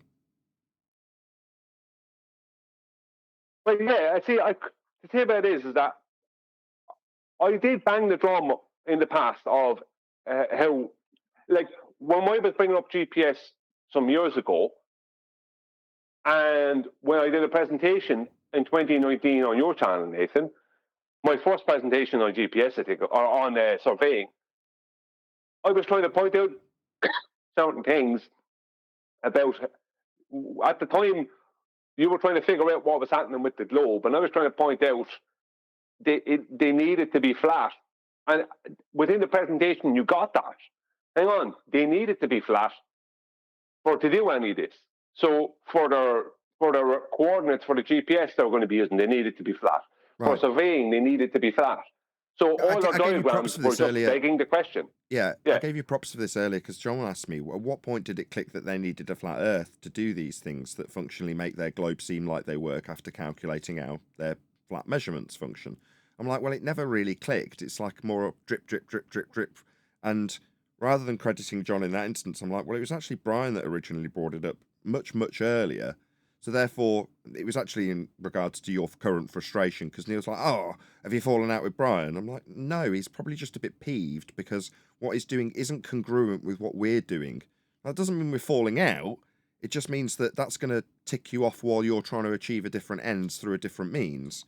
So, more power to you. If that's, if that's going to become irritating, and I can understand why, you just don't involve yourself while that's going on. Doesn't mean, as Neil was alluding, that somehow that means there's been a falling out. But no. I never said that. Yeah, you did. No, what it is that when it comes to the whole measured flat thing, I just think that we're overusing it sometimes a bit too much, and we're trying to shoehorn it in there when it doesn't need to be. It's something I think is better used and has more power if you're using it when it needs to be used. If you understand what I mean, as opposed to trying to crowbar it in there too much. When you're trying to crowbar it in there too much, it just, from an audience member point of view, in my opinion, it comes across as if it's, as I used the term before, I use it again, chanting. Whereas it's got more power when you're. What I mean is that if you're showing confidence in it, if you're trying to shoehorn it in there, you're not showing confidence in it. From an audience member point of view, it's like you're using it when it needs to be used. Maybe that shows more confidence. It's more from the audience point of view is the thing. That's where I'm coming from.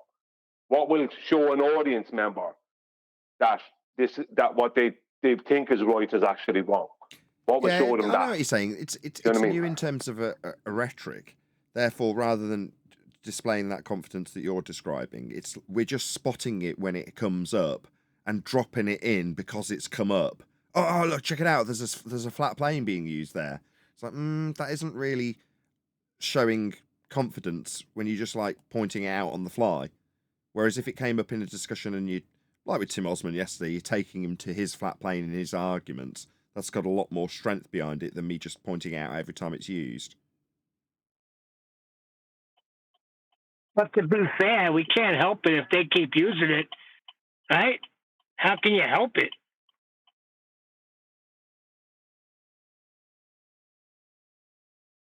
Yeah.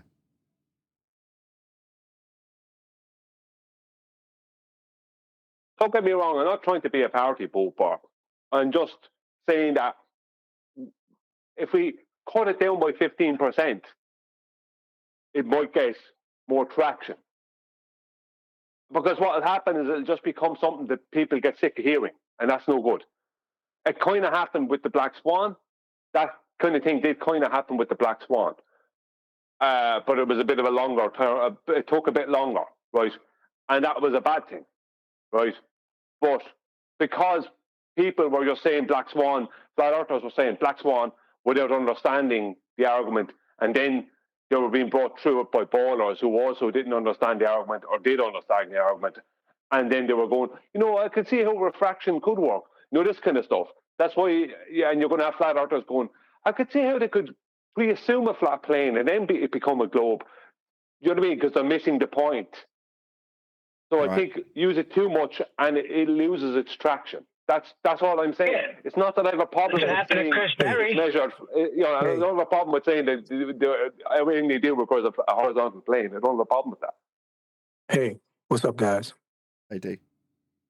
What makes it funny for me was, and I put it on the Discord yesterday, was how someone who comes and says, open this out the gate saying, I have a picture of the horizon leveled, all of the synonymous words with it, then says, that proves, I have a picture of a horizon that proves Earth's curves. It's like saying, I have a picture of a blue sky that proves that the sky is white or pink. It's like you right at the opening of the gate, you're conceding by using the word horizon. It's right there. The phone should be hung up in his face.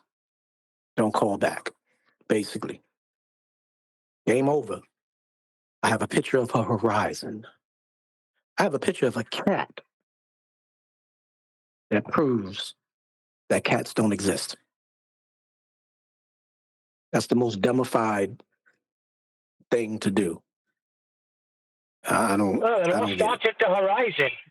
It starts at the horizon. That's what they exactly trained to do when debating flat earthers.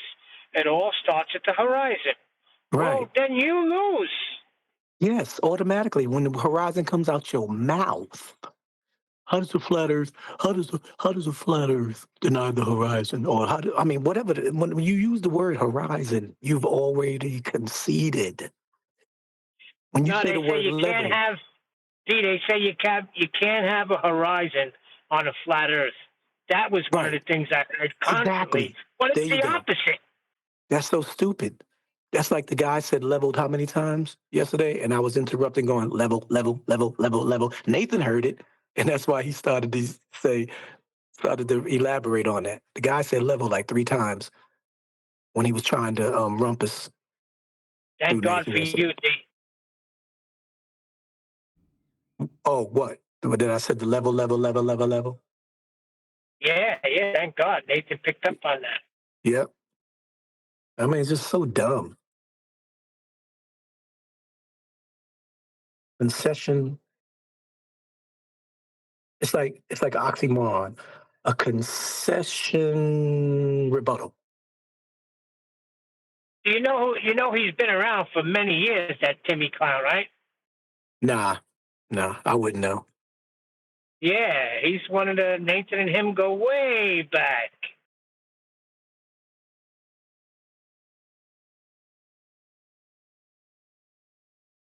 And he hasn't gotten it yet. So he's just a performer. He's an actor performer. And he hasn't gotten it yet. He's never going to get it. He's set in his ways. He thinks his observations prove that we're on a sphere. Remember, Nathan, when you used to do observations? Now you just sit here in a flat earth debate show for 10 years. What progress you going to make, Nathan? And one of his key observations to prove his Earth curve is the horizon. There in the back. Do you know the definition of horizon means, dum-dum? I don't think he does.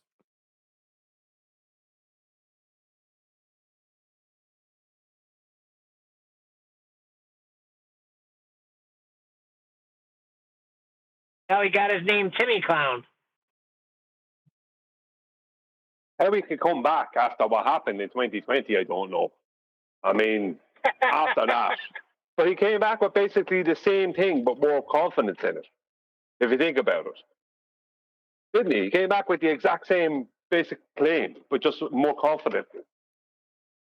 I don't know. How did he get that confidence? In what? In more proof? He never changed his claim.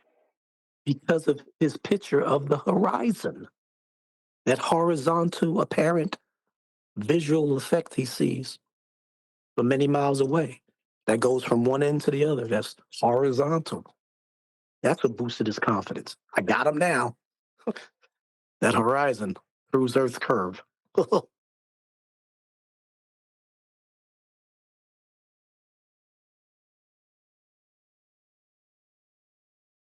Did you ever put him through the scientific method? Was he one of the ones with the pink paper or pink writing, whatever that was? Probably. Or was that Wiggles? Wiggles was another one. There's quite a few that were subject to the pink writing. All right, back to work for me, guys. Catch y'all when I catch y'all. Deuces.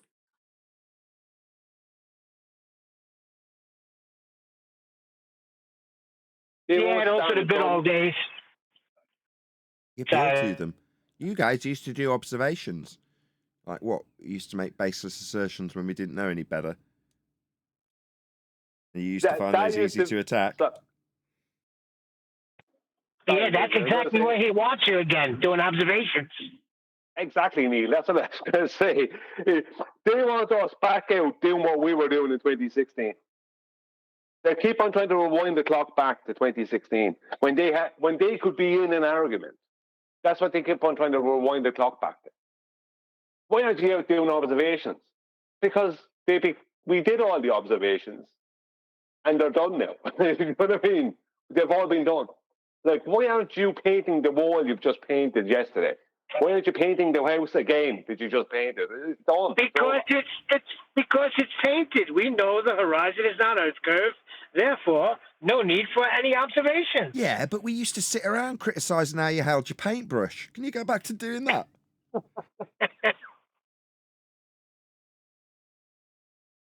Isn't it though, Nathan? They just keep on wanting us to go back in time. It's like the nostalgia for a time when they actually had an argument. Well, they didn't have an argument, but they were able to make it seem like they did. But now they can't even make it seem like they have an argument at all. These days, they have nothing. Were you disappointed with Tim's performance? As in, you'd yearn for the infamy that he used to hold, and the allure of Tim Osman as a troll, causing trouble and causing people problems that they couldn't overcome. That's all gone, right? That's all in the past now. Yeah.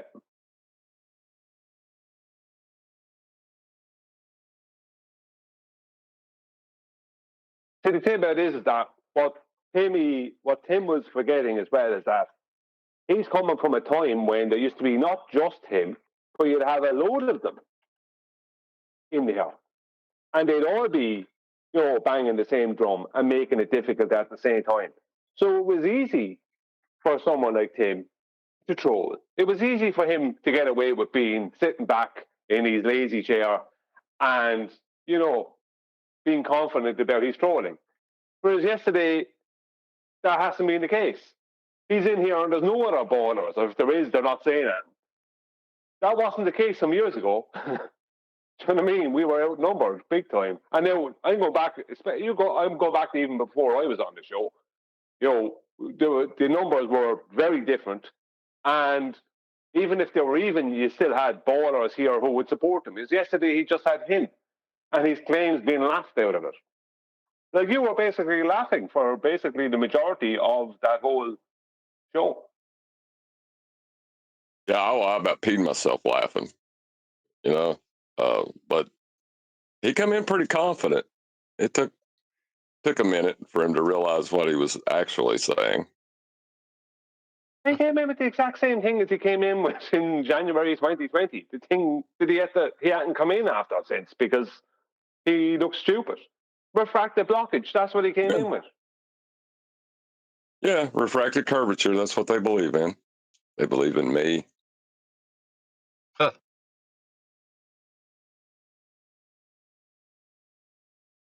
Mic check. Hello. Mic is good. One deck. Your mic is working. Cheers, Smush. Yeah. Sorry, just checking my mic, guys. It's been playing up. No worries. Cheers.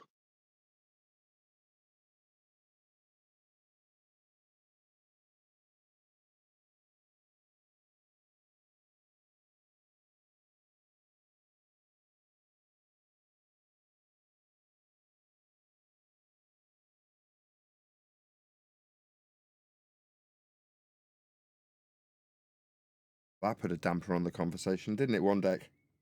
Well, why can't we go back to 2016, Nathan? Give these people a chance again.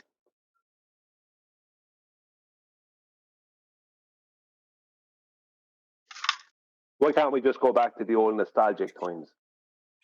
Why can't we be friends?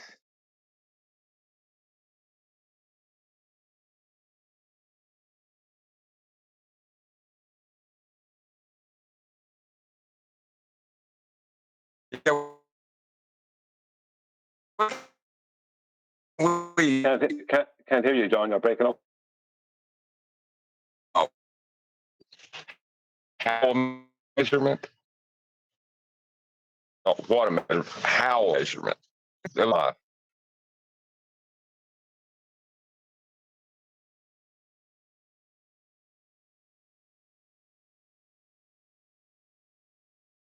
think my device messed up. Can you hear me? We can hear you now. We couldn't hear you.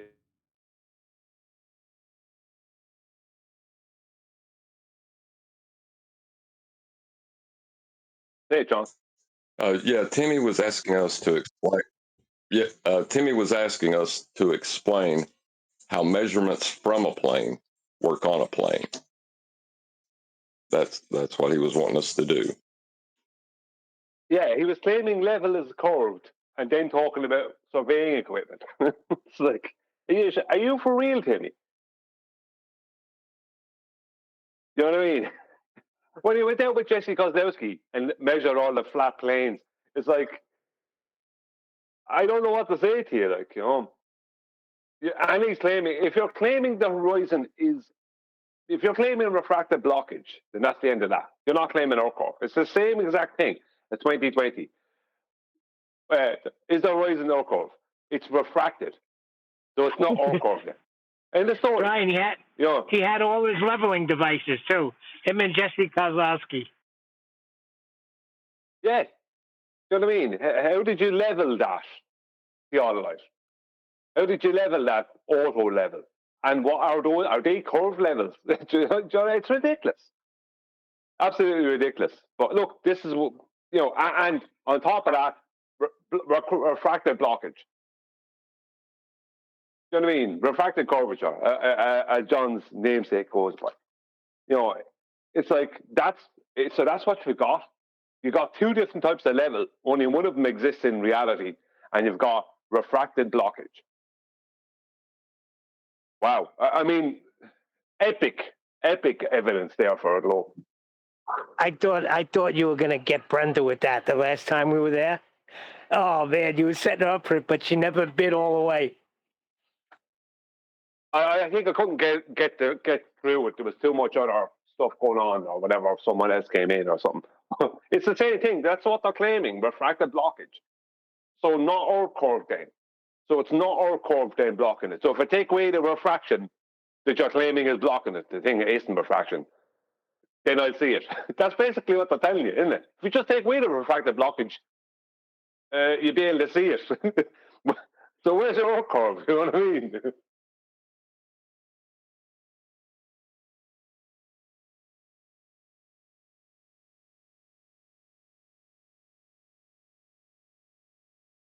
We find ourselves in a great position these days.